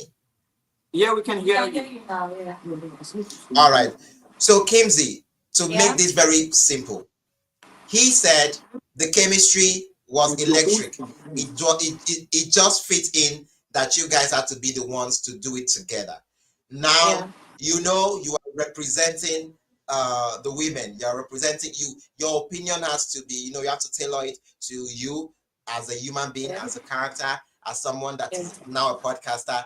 And you also have to have it behind the back of your mind that, oh, the ladies who want to hear my perspective, they want to get me as real as I can be. But now you are a host. You are also somebody that is close to your co-host, and which you are doing hosting together. That is Zeke, and Zeke is a man. How are you going to handle the noise? How are you going to handle the craziness when it comes to, why is Kimsey not really saying it the way we want her to say it? Like, what are your preparation towards such things when you get to deal with this going forward? I know we are just about to start, so as a podcast, I'm just trying to ask questions that I believe you should already know going in. How are you going to deal with that? Well, everybody has their own different opinions. That's what I think. And how I'm going to respond to it is I believe that both male and female can work together without having any other mindset of any other thing that is happening. So we are going to keep, we're just strictly professional. We're just going to keep it business. You know, he has his own life. I have my own life. Definitely. We have a goal, a certain goal to set. So people have their own opinions. People talk. So I really, they can say what they want to say. Definitely, people always have something to say. Yeah. So you can't actually always try to prove someone wrong. Just let them say. Let them see. Yeah, you get me. Just let them. So they're going to see it that okay, this thing is actually not what they think it is. Yeah. They're going to see that okay, this is actually strictly business. You know. So let them just say whatever they want to say. That's just it. Well, in the pro wrestling world, when they talk about you, whether good or they talk about you in the negative or the positive way, we say it is what you want as a wrestler, because you want the noise. The worst thing to ever happen to you as a wrestler or somebody that is doing something in the creative world is to do something and you have no noise. Nobody's hating you. Nobody's loving you. Nobody gives a fuck about you. That's the worst thing to have. So I really wanted to get that take from you. How would you handle the noise? Because I was trying to see where your head is at when it comes to negativity. Would you be one that would be like, okay, I'm going to take this criticism from you, but I'm not going to let it get to me. And that is like the best thing to have. And I really appreciate, I really love to see where you guys would go with this. And also to let you know, this is Sports Jedi Network, Heel of the Ring podcast. Under Heel of the Ring podcast, you have the Good Morning Wrestling. I'm still the host, Samuel Lyon, and we have the host here of the Gen Z Effects podcast that will be taking effect very soon. Before I let you guys go, I don't know if you guys have any other questions or any other things you would want to say that I might not have gotten into it, because I'm trying to respect your time. And I love the fact that you get to be here on our first premiere show, the first live show on this network for me. And I would just want to ask, I'll go with the lady first. Kimsey, do you have anything else you would want to talk about to get in with me this morning? I think people should engage in the podcast. Okay. It's going to be really fun. Yes. We're just praying to God for growth, more followers, and for our consistency as well. I think that's just it. That's amazing. Wow, I love that perspective. Growth is really important to us humans, and as a creative, it's something that you want to do. Having that love, having people give you the time or our energy on what you are doing. Thank you for being here on Spotlight Network. Zeke, do you have anything you want to get into this morning?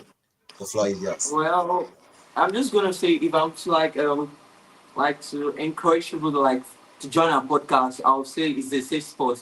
You get it? It's just where you can, more like you're talking to your brother, you're not talking to your mom, you're talking to your friends. So just let's do it. You get me?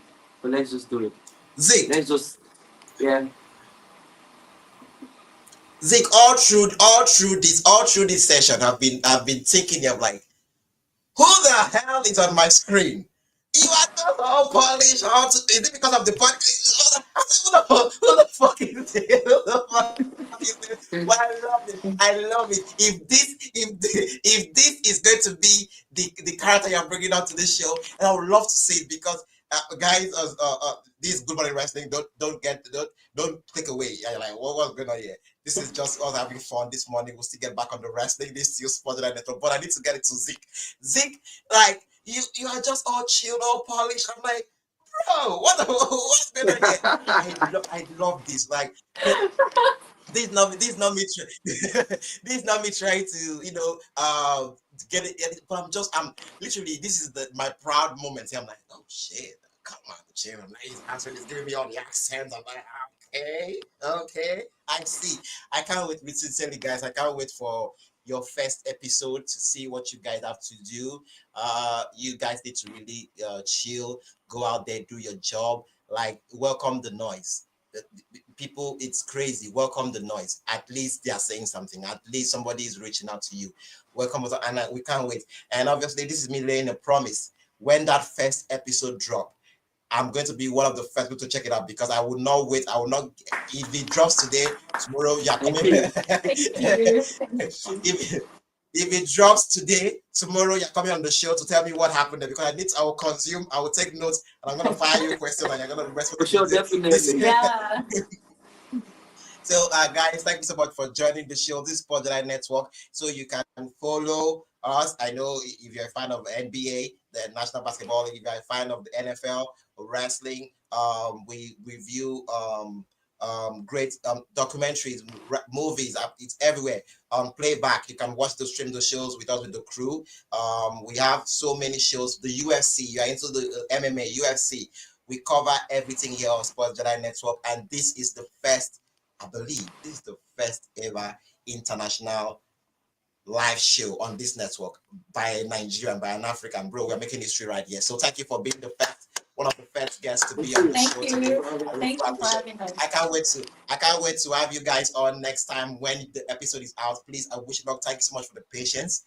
Thank you so much for believing and being here. And I can't wait to see the great job you guys do. Zeke, keep it with this character. I love this. Thank you so much, Kemsey. Thank you for giving that young man. Yeah, that was those are the hosts for the Gen Z Effect podcast. You can check them on YouTube, Facebook, TikTok, Instagram. Just check the Gen Z Effect.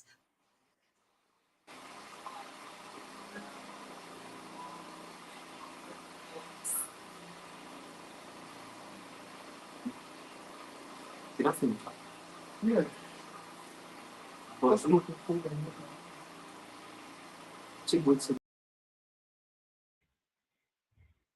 Thank you so much for the Gen Z podcast. Appreciate the Gen Z podcast coming on. I appreciate them as Samuel getting his technical difficulties situated. Samuel, say a few words so I can let you know I can hear you and continue on with the program.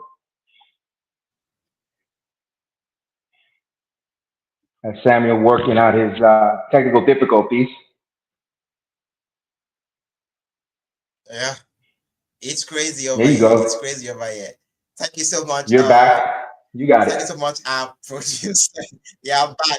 Thank you so much, our producer, our guy, our man, Sir Kev, always holding it down. Thank you so very much. This is going to be a wild win. Like, it's with all of this craziness, it's fun for me. I'm really loving all of this. It's crazy how you would always try to.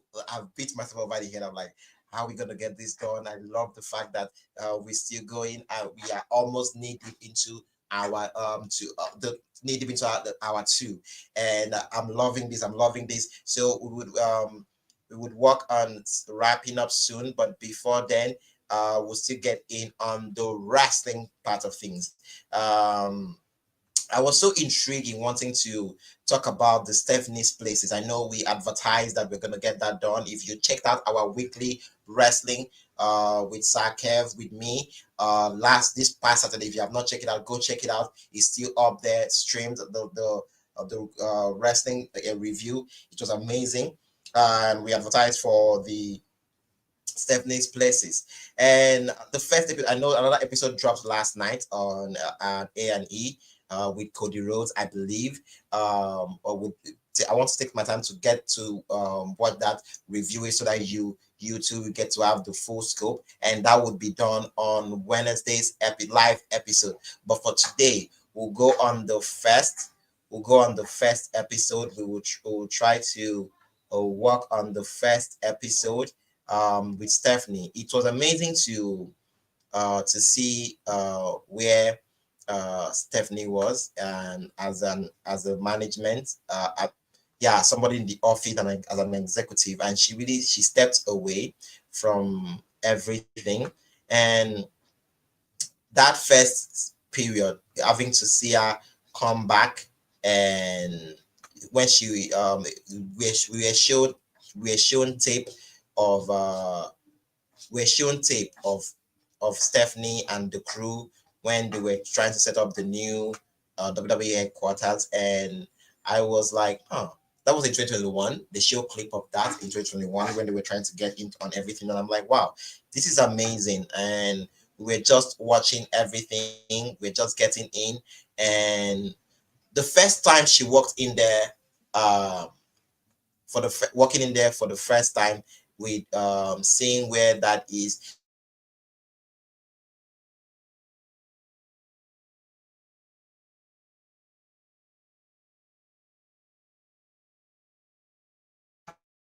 you know, taking everything in,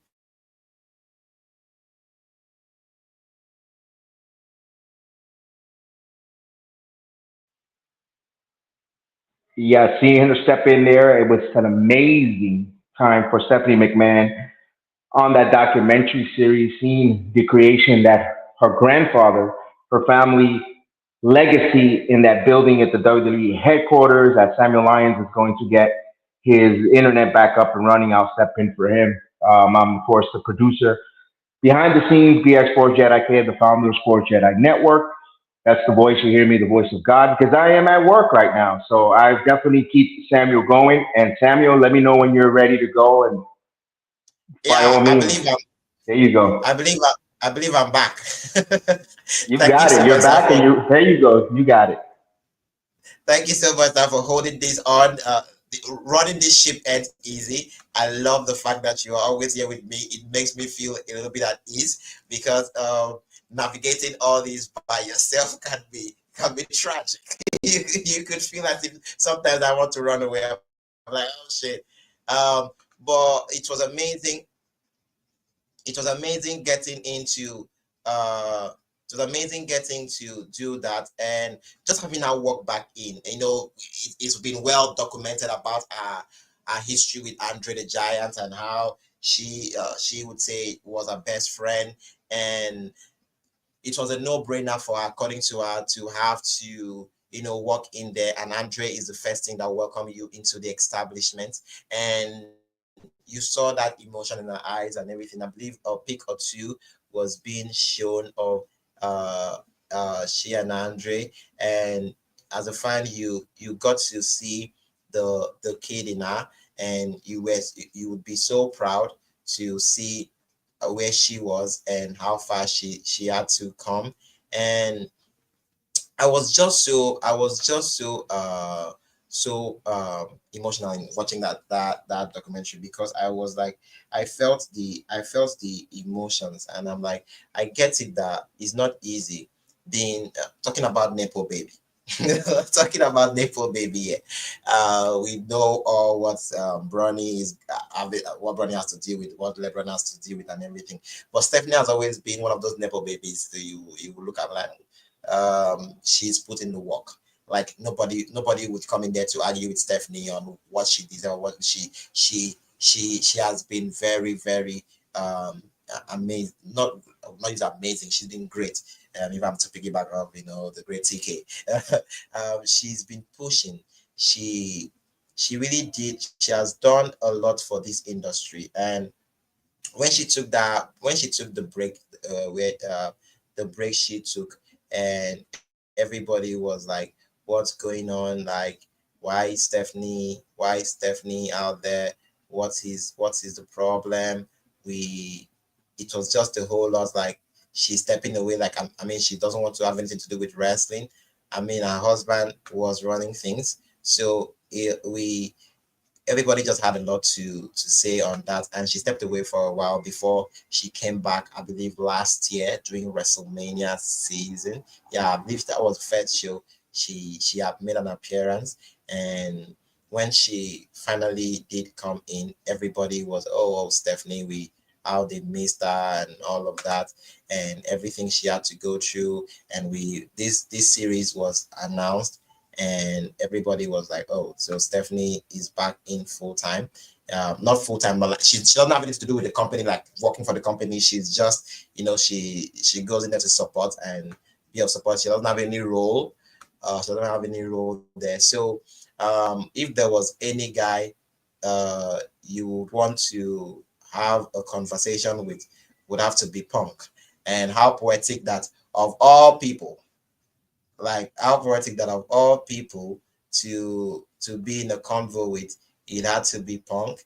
And Punk, seeing Punk in that light, we've known the history of this man, what this man had to go through, and like everything that man had to deal with. It was just an amazing time to get to do that. And I really love the fact that she did not, it was as if it was all love. It felt as if it was all love coming from them. And Triple H said something that resonated with me about Punk when he said, if you are a guy, if you are the same guy you were 10 years ago, then you've not grown. Something to that effect. I wrote it down. I would run to, yes. If you are the man you were in life, if you were a man you were 10 years ago, then you wasted 10 years of your life. You know, Triple H was talking about the CM Punk situation with him, Ian Stephanie, and I really looked at that. I'm like, yeah, that's true, because most times we get this narrative of like relationship will never, you know, in wrestling we would say never say never, like everything would always align, and it did align for Punk. I mean, Punk has to be one of the most luckiest human being on earth. Like with everything with all the craziness that man had to go through, from getting fired on his wedding day, getting released, everything he had to do with taking all those years out, trying UFC, getting his foot back, coming in to work for Fox in a WWE show backstage, called WWE Backstage at that time. I still remember that first episode that first show he walked in, and we were like, when the music hit, I'm like, CM Punk. That was in 2019, and he said something to this effect. When they think they've got all the answers, I changed the culture. I changed the question. I'm like, holy shit, Punk is analyzing a WWE show, and it was so crazy to imagine all they had to deal with. And I really did appreciate the whole thing, and I love the fact that he got into everything. He pushed on all these laurels, and he did everything there. The show was scrapped, obviously, pandemic and all of that. And 2 years later, he showed up to one of, if not the pivotal moment, one of the most important moments of the company for All Elite Wrestling AEW. He made his appearance there. Obviously, this was not covered in the documentary. I'm just trying to go through the timelines. He made his return there, and if you are a hardcore wrestling fan, you know all the craziness that happened there with him eventually getting fired. And people were like, with the way he's been, with the way his relationship has been with this company, plus his personal beef with the man running things, there's no way nobody's gonna take it. It's collateral damage. Collateral damage. People had a lot to say about him. And at the end of Survivor Series 2023, the show was over. The music hits. Chicago's own CM Punk came out, and if there was a roof on that in that arena, I think after CM Punk's entrance, they had to do a remodeling because people lost it. People lost it. I remember that pay-per-view frequently because I was watching it and I passed out. I slept off in the pay-per-view. I remember vividly the first time I opened my eyes, I was like, I was in the show. And I looked at my TV. They were doing a recap. There's this recap they do maybe after the show. They'll do like highlights. And I woke up right in time that Punk was coming out from that. I'm like, wait, what? Are you sure what? I'm like, I had to like quickly go to I was like, before I woke up, because my data was on, my phone was blowing up. Everybody Punk. I'm like, shit. I had to watch the show back, and I was like, incredible. They really did it. They really got the man. They really got this man in, and he was, I looked at that moment as one of those moments that you'd be like, if there was a man, or if there was a place to say never say never. Punk would be that person that you say never say never. He's never going back there. They are never going to take the money. Not after all of this shit went back on. But that shows the leadership that this administration has. That shows the business mindset that this administration has. Because obviously, if you look at the relationship with the man running it would have been very easy for Triple H to obviously TKO can come like, oh, we know that this guy is marketable, we know that this guy is money. We would want to, and he'll be like, if you want me to still run this thing, then I don't need Punk. It would be very easy for him to do that. But I believe he himself will understand that, yeah, I know me and this guy would don't have a lot of we can't agree on some things, but I will be man enough. I'll be man enough to understand how marketable, how of a draw is. And it would be very foolish of me to sit here and tell my executive, my employers that I don't need him because I don't feel comfortable with him coming there. So I love the fact that, I know people don't talk more on this, but I love the fact that whoever had issues with him over there, we will speculate on a lot of things, but for them to put that aside and bring that man in, and it came in 2023, 2025. This should be in November, should make it like 2 years since this man came in, and he's been on the lips of everyone. We kicked off this show with Punk in 2025 in WWE. We are kicking off the show with CM Punk, part of the WWE. There's no place in me 2 years ago that I would ever think that would be a possibility. People who bring up I believe this weekend, things people were bringing out, oh, this tweet aged so well. The promo with MJF, where he told MJF, good luck going over there. You think the grass is greener over there with your get one, buy for free, buy one, get for free extravaganza. Taking a hit, a dig at the WrestleMania. That was when they were starting these 2 nights of WrestleMania, and people were saying at that time WrestleMania was in Dallas, AT&T Stadium, where we have the main event with Brock Lesnar and Roman Reigns, and people were saying at that time that the tickets were not selling during that show. So and people were like, oh, I think they were giving free tickets. I don't know how true that is. I need to be if you believe if that's the truth, please fact check me. But obviously, in the IWC world, we heard a lot of that. Oh, they are giving free tickets for people to come down and fill in the stadium. They are trying to drag the old ass Stone Cold in to get the match in to fill most stadium. Like a lot of things was going on, and we see came out from that WrestleMania being one of the greatest. Not like the greatest, being one of the best WrestleMania, not because of like, oh, the stories that went in there, but because of like the pivotal things that happened during those shows that has led us to today. Cody came back in that show. And who is the man running the company? Who is the face of the company? Who is the man leading the charge? He calls himself the captain, the QB1 of WWE. He's arguably, but we can't take that away from him. That was the same show. Stone Cold came back, and Kelvin main evented WrestleMania in that show. His first main event against fucking Stone Cold Steve Austin. He beat him all around the stadium.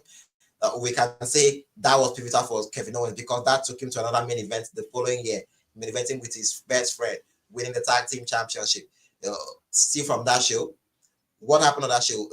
Roman really solidified that indeed he's the tribal chief, merging the 2 titles, being double champion. Still on that show, we had a lot happen on that show, and that has been pivotal, that has driven the economy to where we are today. So would we say that was successful? Would we say they get free tickets? I don't know, but I believe that has been pivotal for the company leading up to today. And to cut the long story short, Stephanie had to meet him at the point that he was. I love that first meetup. I love the sit down. I love the way they sat down, and you saw them. They were 2 adults, 2 individuals that understood the importance of like life. Life was lifing. I mean, I believe Stephanie and Triple H have to put themselves in a position where, like, if I were to be said CM Punk, how would I feel being treated that way? Yes, everybody wants to be validated. Everybody wants to be taken seriously. Everybody wants to be given the opportunity to be the best they can be. Should we fault him for things that you shit? Sometimes I always want to look at pro wrestling as something that like more than some. I want to look at pro wrestling more than what it is. More like, what can I learn from this? What's the teaching from this? How can this motivate me as a human being? How can I take this and add to my life? That's why days like Friday was important. Imagine someone like Seth being so focused on not wanting another man to have his own dream come true just because he who doesn't want the man to have. I mean, Seth Rollins is also main eventing WrestleMania. He's going into his third WrestleMania main event. He doesn't even let that sink in for him that, oh, I'm main eventing WrestleMania yet, but he's just so fixated in and wanting to take something away from somebody. I'm like, dude, are you forgetting that you are main eventing too? And all of that. Why am I pointing out all of this? Because this is the stories, the issues, the life that someone like Punk has to deal with, has to deal with, and has been dealing with, and had to deal with them. That led up to him always thinking, oh, that man was champion for one of the longest reigning champion then. I believe right now we've Brock has been longest reigning. We have Roman as the longest reigning. Cody's getting into another reign that is long. But at that time, Punk had one of the longest reigning, and he never main evented. He never. And we hear stories like, he was mad that his match, he didn't like he was mad. He didn't want to have a match with Taker. We hear stories like that. We hear would I say rumor? We have we hear things like that. Hello, Luther. I can see Luther on the chat. Yeah, hello, Luther. Welcome to the show. Yeah. So it's crazy. Welcome. It's crazy. We see things like that, and we're like, how was he supposed to feel? I mean, I put in the work. We are not saying every single time he does something, people should stand giving him standing ovation, even if he deserves it, but giving standing ovation. But for God's sake, people should be giving their flowers.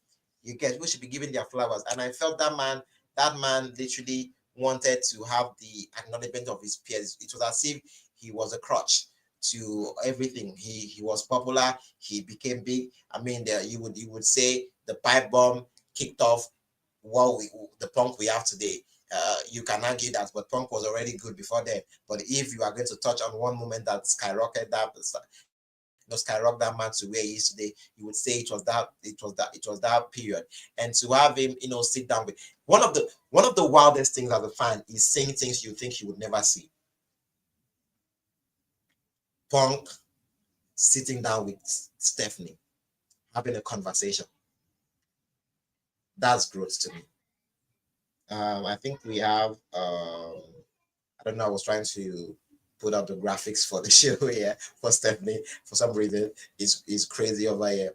But I believe we have like a 33 minutes second clip from Stephanie's conversation with Triple H. This was posted on the WWE X account. I believe this was. I just want to. Omega gets the ring trigger and look at ever guy you said will never return here. It would be CM Punk. If you look at the history and you look at everything that's gone down his side, company side, I think he would have said it a couple of years ago. It never happened, but things change. When I spoke to him on the phone, I said, Phil, if you're the same person now that you were 10 years ago, you wasted 10 years of your life. If I'm that same person now, I wasted 10 years of my life. So let's put all that stuff beside us and talk about what are the possibilities. Hey, yo. Yeah, so that's it. Hey, Luther Perry. Yeah, what do you think about Kevin Knight joining AEW? He's an amazing talent. Yeah, I checked. I watched the collision on Saturday. I saw him make his debut, and I will get back to the Stephanie's places, but I just want to answer the question from Luther. Yeah, I saw what he did, and I would have to say he's a great talent. I saw shout out from McHenry, acknowledging TK when TK announced that Kevin Knight is of All Elite, officially All Elite. He's actually going to be part of the company, and that's amazing. I mean, who doesn't who would not be happy for somebody to get an opportunity? Someone gets an opportunity, like him or don't like him, like where he's going or don't like where he's going. Somebody is getting paid. As a human being, I should be proud of that, to have somebody get paid. And for one, was happy seeing him, but CM Punk. I just feel. There you go. Sorry, Samuel. Oh, okay. So at some point I was like, what? I'm just, when it comes to AEW and signing talent. When it comes to AEW and signing talent, it's more of concern for me. So my thoughts on him joining is a great acquisition to the company. But as a fan of AEW and as a fan that watches the product, because we have a lot of people that don't watch the products and all they do is criticize. I watch the product. I watch everything. So I watched the show. I saw what he did. I love the shout outs with. I love the acknowledgement from. I love the acknowledgement from Jay White. That was who we had the match with, and I love how Jay White had helped have everybody welcome him to welcome him. That clap and all of that, the ovation and all of that. That was great before he was asked to leave and all of that. And now we heard that it's All Elite. I'm just concerned that he's now working for AEW, where we have guys like him, not of the skin color, not because he's black. I'm not saying that. I'm just saying in terms of he's an high flyer. I know we heard that he trained in the LA dojo. Obviously, he's double himself in the New Japan world. I just want to him to be taken. Like, don't rush him. Let it be a slow build. This company has a traction of always getting in too fast, always getting in too quick, and trying to get everything out of you immediately. So I just want to see them take their time with him, build him slowly, and see where he gets to. So yeah, Kevin Knight, welcome to All Elite Wrestling. Because we have guys like Ricochet, we have Speedball now, I mean Hologram, Commander. We have a whole host of guys that can do what he does. Hope he's going to be prioritized slowly. Don't rush him. Let's digest him in dosage. That's you. So Luther Perry, thank you so much for sending in that question, and I hope I did that justice for you. So we would I was still talking on the Stephanie's places and talking about Punk and all of that, and to because would be the show will be ending the show soon, and I wanted to get into this, but we would have a guest is here for us, the last guest we have. Just like I said, Good Morning Wrestling here on Sports Jedi Network, on part of the Hill of the Ring podcast content. We are trying to see a show where we embrace everything, because obviously wrestling world, we embrace music, acts, we embrace music with other people from other worlds, and that's what we strive to do here on the Good Morning. It's your morning, so you get your espresso, get your tea, get your coffee. If you are gymming, if you are doing you're at work, like our producer Sake, and everything at work, you can take your room temperature water. Don't go in taking all of that. So before we bring in the guest that is in there with us, I would just quickly have to okay. Oh, okay. So Luther just, I'll have to give Luther the time. Yeah, he said, I don't think he will get lost in the shuffle, in my own opinion. Yeah, Luther, just like I said, everybody has an opinion on how things will go. I am not wishing for the guy to get lost in the shuffle. I'm just giving my take based on all the track record we have in AEW when it comes to getting new talent. It's as if he gets shined up a couple of months, and then you're not saying, where is he again? Where is he again? Where is he? So I just wish that's not the case for him. So as a wrestling fan, I'm happy somebody's getting paid. But sometimes when they sign to somewhere that we know that, oh, they have a track record of always doing things like that, it gets, my own is based on concern. I'm just concerned. I'm like, oh, I wish, I pray they don't do that with him. So yeah, Luther, thank you so much for chiming in. You're on Good Morning Wrestling on Sport Jedi Network. I'd love you interacting with the show with us. So back to Punk. It was amazing seeing the emotions, seeing him talk to Steph was amazing. And I love how everything was being, the way the show was being crafted, with the way the emotions, Stephanie going to Cleveland, having that conversation with him going for his match, losing that match, having that moment to cry, and then coming in to hug Stephanie, and Stephanie saying he likes hugging me with his sweaty body, he just likes to get to me. And I mean, Punk and Stephanie in 2025, it's crazy to imagine. But I love what they're doing with Stephanie Places. And when we check out the Cody Rhodes episode, we are going to break that down fully on Tuesday, Good Morning Wrestling on Wednesday, live here on Sports Jedi Network on the Good Morning Wrestling show. And I would then,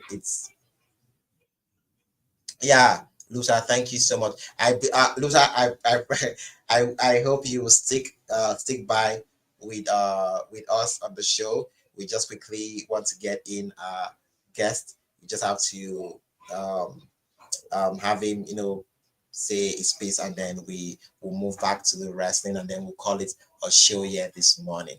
So please, without further ado, I'm so excited to bring here a musical act that I'm proud to have on the show. He's been someone that I appreciate. I've been on top with him for past couple of months. It's been amazing to see someone that has pushed the narrative, trying to put himself out there, and he's done a great job. And right now we are connecting live with Dime. Good morning, Dime. How are you doing? What's going on over there? Can you hear me? Good, bro. How you doing, man? So, can you hear me? I'm fine. I can hear you. I hope you can hear me. Yeah. I'm cool, man. I'm having an amazing day. Today has been alright. Having a good day too. All right, man. Welcome to Sports Jedi Network. As part of the Heel of the Ring podcast. This is Good Morning Wrestling. Obviously, the man talking to you, Samuel Lyon. Welcome to the show. Welcome to the show. I'm really excited to have you join us here. Before you join us, we've been 2 hours, 14 minutes, 41 seconds knee deep into the show, and we've had a couple of guests chime in here with us this morning, and having you main event here on the show with me.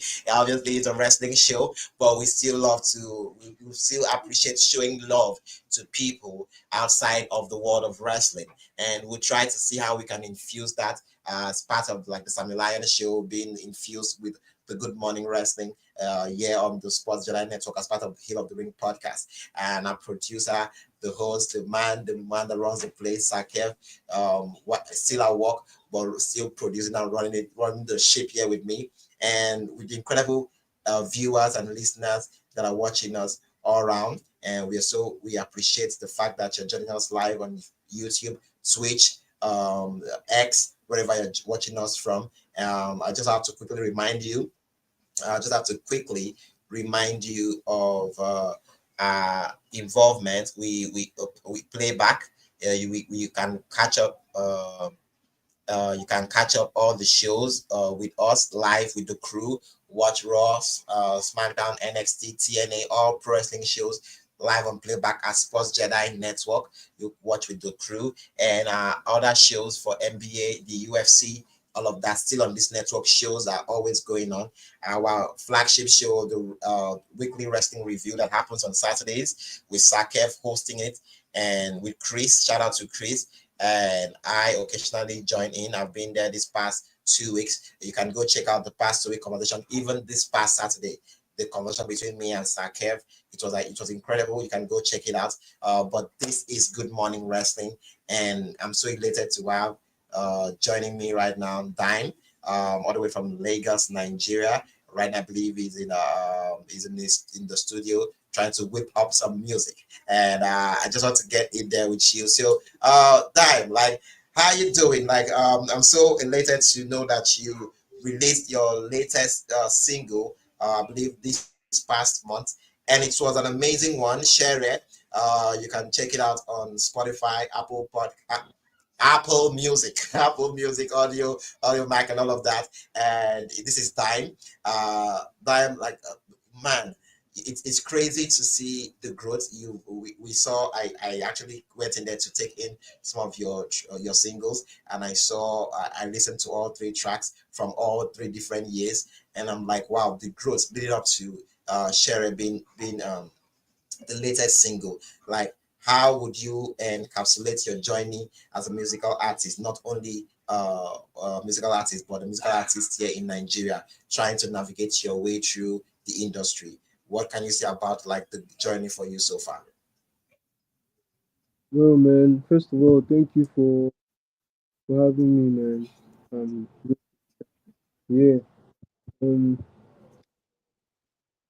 my journey as being a musical artist has overall amazing because there's so much beauty in creating music, and there's this there's upside downs, but it's just the journey.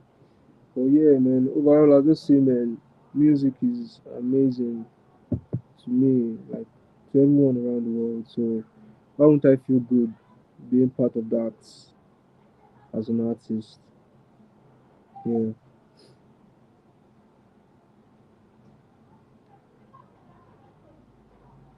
Okay. But if you were to tell me about your, like, okay, so I know your first single was in 2020. Um is it you could elaborate on like your first, the first is always crazy. The first in anything is always scary. The first in anything is always crazy. I When I started my podcast in 2020, the first before I even began, I was like, oh, being told that my voice is whack, I'm crazy, like what do you think you want to do and everything. And now almost 5 years in, I'm here live with Sports Jedi Network with over 19,000 plus subscribers to cater to, and also with over 9,000 plus followers on X, on the official Sports Jedi Network X account, and on Twitch too, and on playback. Like, there's a lot of content, people that will potentially get to see you. If you told a kid in 2020 during the pandemic trying to use a cell phone to get in his recording and record a show and post it and try to draw promotion for it. If you told that kid in me of almost 5 years ago how this would turn out, I would tell you you're crazy. But here we are. So I just want to get in your head at this moment to be like, what could you take me through the journey leading up to you getting your first single out, and how it was taxing? And I know that that just got to you right now, but like, how would you give me your take on that. Like, take me through the journey. Let us get to understand how impactful that has been for you leading up to today, that you're in studio right now. Okay. Yeah. Let me start with my first single. Yeah. Um, before I dropped my first single, I have been a songwriter. Yeah. I've been a songwriter. I've been writing songs, but I never really got to record them. Are you there, bro? Yeah. So I've always been a songwriter, man. So writing songs, Yeah, I'm there. I'm there. was process of writing songs is just so beautiful to me that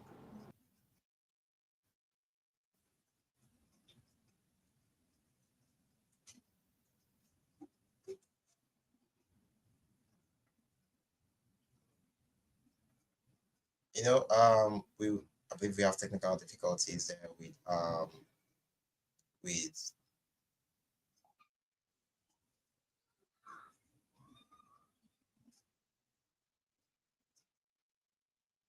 okay. So while we are waiting him to get back in to us, we just quickly have to go back to what we're talking about with punk and how personally um having to just imagine all of sometimes um we are so knee deep into the world of wrestling that we sometimes we forget that these people are human beings.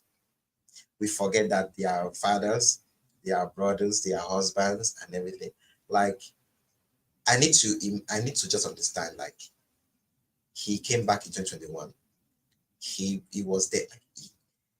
The craziness that man had to deal with, good or bad, negative or positive, whatever way, whatever logic, whatever narrative you get to look at, whatever passage you get to push on.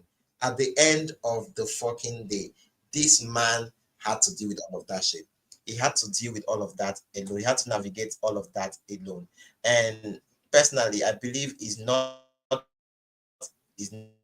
easy for someone like that to navigate all of that alone. So it was tricky to me, and I was like, I understand what it means to be that, and I get sometimes it gets flagged a lot for. We are trying to set up Dime there to see how he could join us. Uh, but it gets so lost when you are talking about the human beings and what they have to go through. They are real people. They go through this shit together, and it has to be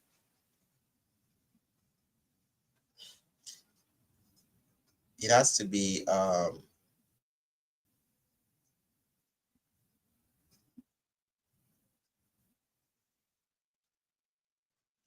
so it has to be something that you have to look at and like, what is going on, and how can how can that be done. And it's just a whole lot. I look at it as something that, okay, he came in here, and I mean, it's as if the cost is as if it was cost or something. And I'm like, bro, what does it what can he do to.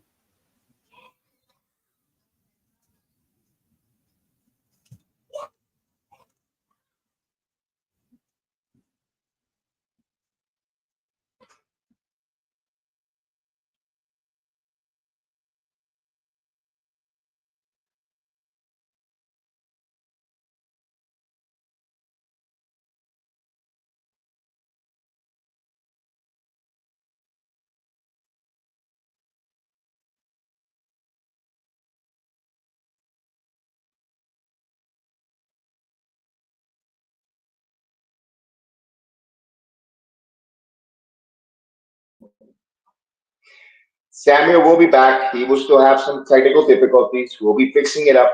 Samuel Lyon will be back on. We got a little bit of a technical difficulties. Of course, he is from Nigeria. So in Nigeria, also United States, we have a little bit of a lagging issue, but doing a phenomenal job on this inaugural program of Good Morning Wrestling. Great guests and great hosting. I'd like to hear his thoughts on the Stephanie McMahon, and hopefully his guest will come on. I want to hear his story. I'm intrigued about his number one single and the journey that the young man had with his music. So Samuel, if you're ready to go. Yeah, I can you are you there, sir? Yes, Can you you can hear me? hear you. Yes, yes, of course. You're ready to go. Go for it. So, yeah, so for my guest, I don't know if he can hear me, if he's even there. I can see him here, but I don't know if he can hear me. So Dime, if you can hear me, acknowledge me, and we'll just have to roll. But if you can't, let me know and we can roll from here. So Dime, if you can hear me, please let me know. So yeah, on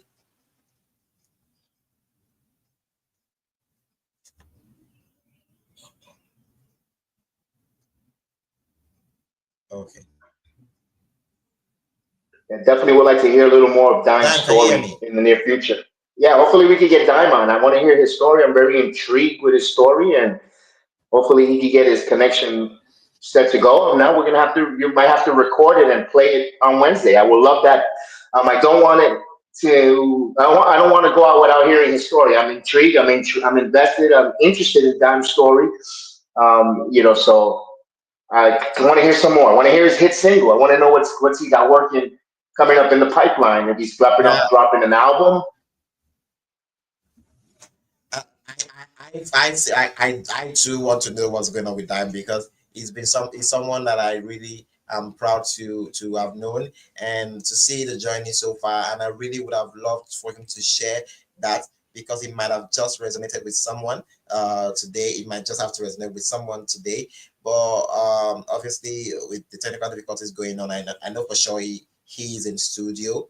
Also, both in our studio and his studio too. So I don't know what's going on there.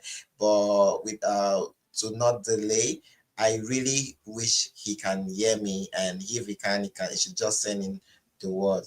Not to lag behind. I will just have to like finish off my scene because that's why I've been dragging this Stephanie's places episode on so much, and it's just that it to me it was more I believe it was like it was something that personally as a fan you will look at and be like, okay, so what's going on, like how is that going, like what's the concept going to be like. And I loved how it was more like a podcast but a documentary, but you could not really place your finger on like what to really call it and how to like see it play out. But it was fun. It was amazing to see how they handled that festival. And I believe like they did a nice job in getting that episode out there. And I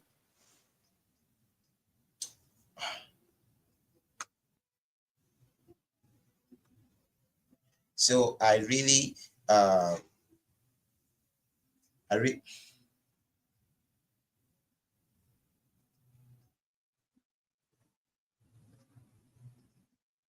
sorry there. I really did like the way everything did play out in that particular episode, and I don't know if we really got that moment with Punk and Triple H. That's still something I would really want to see aside from the picture they did, the pointing picture they did. But I would really have loved to see a moment. Oh, we had one where before he went out for his match and he went at SummerSlam in Cleveland against Drew McIntyre, where Seth Rollins was the guest referee.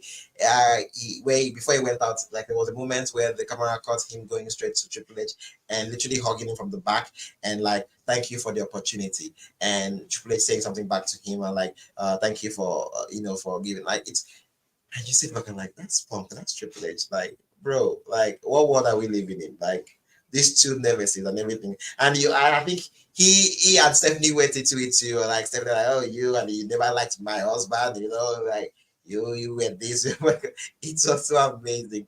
Like because if you know like the history of these people, like just from the on-screen feud alone is something. Not to talk about like how was it backstage, how was it as a fan, how was it personally as employees and friends or co-workers and all of that in that world too. You have to deal with all of that too. So it's just been a crazy scenario too. So on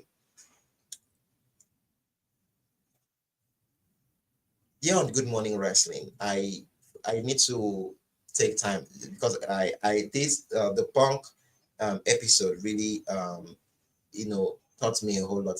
Sometimes I watch my wrestling and ask myself, like, what do you want to learn in this? Like, what do you want to take out of this? And it just got me to be it taught me this to always be grateful for any opportunity I get and show out and give my 110% on it. And the opportunity I have on this network this morning to be able to live stream and connect with with with um with you guys is something that I don't take for granted. Like it's so crazy to imagine like where I was, the headspace I was, and I'm really grateful to Sakev, um, our producer, our host, our founder, everything. I'm really grateful to him, sincerely. I know sometimes people don't want to. There are people that don't really want you to give them their flowers, but I'm like, it's well deserved. People like Chris, Chris literally for months, like literally for weeks, text now, cool guy. He would tell me I'll be calling in 3 hours, and when he calls, he's like he's like a sit down like it's kind of like I'm having like a sit down conversation with him, and we're just literally chopping off so many things. And like Chris has been so hands-on on me and like how I need to push myself, and still now here on this chair, right here in this platform, talking to people, also giving, trying to be there for people and give opportunities to people. It's something beyond, is something beyond my wildest imagination, and I'm so happy to not only have this opportunity to come in here every morning, for 3 days a week, coming here on Monday, coming here on Wednesdays, and also coming here on Fridays. To be able to get to do this is something that I love and appreciate, and I couldn't, see how I could end this show and not say thank you to people out there that are trying to give people opportunities. Because seeing that moment where Punk, I know he cried after that match. They almost ended with that moment and like capped it all. And him talking to Stephanie, and I believe he said something to this effect. He was like, "If your dreams do not scare you, if your dreams do not scare the shit out of you, you need to get a bigger one." That was what Punk said to Stephanie, and I'm like, shit. Sometimes this scares me. Sometimes I'm like, how far can we go? How big can we go? How much can we push? And talking to Sakev, getting to have a sit down with him, and like literally we are talking about this and everything. And I always want to admit my fault and everything, even though I had done some things that he might not have covered with him. I like the fact that he, as a person, is open enough to communicate with me when I need to be talked to, and knows how to go about it with me. That's how much I appreciate, and and not only I couldn't see myself ending the show without saying thank you to him, thank you to everybody here on Sports Jedi Network that are putting in the work, those working the UFC, the NBA, the NFL, like the it's so crazy to imagine everything that has been going on there. And I really do appreciate the I do really appreciate the whole presence from all of you, and from of the team, our team members, our people, second producing, Chris and all. Thank you so very much for the opportunity, and I hope we get to go. It's all up from here. But to end the show on Good Morning Wrestling, yeah, as part of the Hill of the Ring podcast on Sports Jedi Network, to end the show, I would just have to, go in with our last segment, what was supposed to be the last segment for the show. I believe I will get to do that. Mhm. Let's see what we have here. Oh, this was supposed to be for Dime. So this is for Dime. This is where you can check Dime on Spotify. This is Apple Podcast. I believe Spotify. Him on Spotify. The latest single came out in December last year. That's the latest single. I think the music video is also out. He has saved Shell for Me. He has For Love. These are all pivotal for him. You can see his 2020. You can see his 2020 single, the first music he had, For Love. Then you can see Shell for Me in 2023, and the following year he came back again with Shere. And I would love to get into him. And just like Sakev said, he wants to hear it too. I want to hear it too. So if we can't get him on live today, we are going to get an exclusive from him, and or we would work on how we can reschedule we can reschedule him to be on for the Wednesday live episode. So if you are interested, obviously I know for sure some people might be, I am in. We would want to get into that with Dime and get to see where he is at with all of this, and wishing so much love. We can't wait to hear more from him here on Good Morning Wrestling, and we would love to get into all of that. So with that aside, the last segment for the show, I need to get it last time. So we want to always end the wrestling show with positivity, with what the quotes to use for your day. So I'm trying to load that up for us. Yeah. So let's see what the best quote for the day we have. What we have in store for us. Oh, we yeah, we were working on Stephanie's places, and yes, it premiered March 26th, ESPN Plus.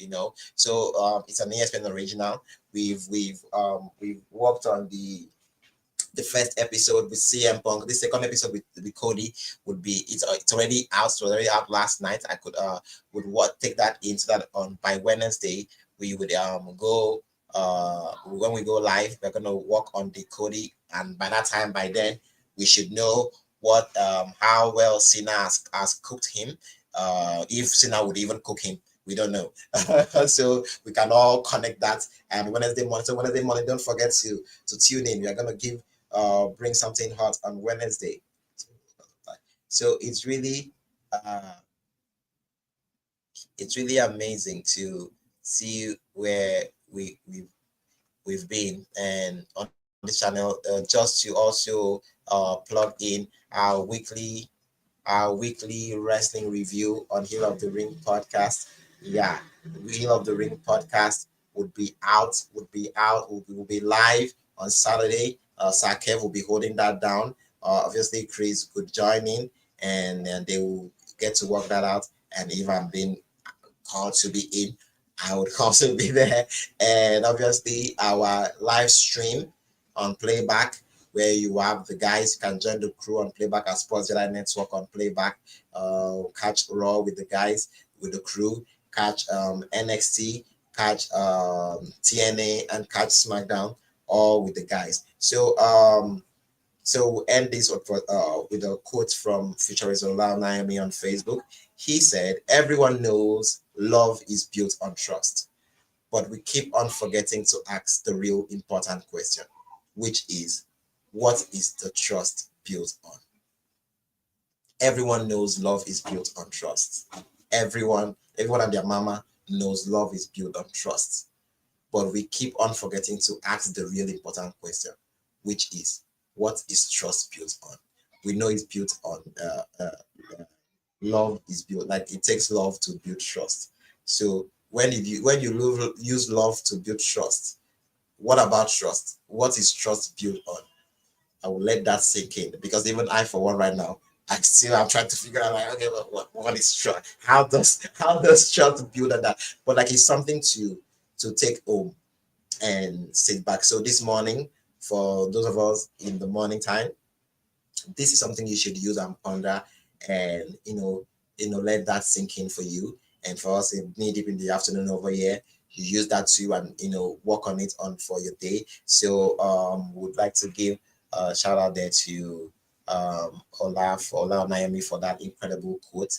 And I would also love to get him on the show to talk more on this, to expatiate on this, because I, for oneself, might just have the answers. But for this last segment of each of our episode going forward on Sport July Network, we always want to drop it, then we'll make it kind of like, let me let you think on it, and then on the next live we talk about that. What did you think of, if you joined us, or if you watch us, you could come chime in on what you thought of that, and then we'll just give a few minutes of discussion on that, moved on, and by the time we end that next live, we drop another one. We'll be bringing some from John Cena. He's the man of the quotes. We have a lot of them from him, so we'll get to do this.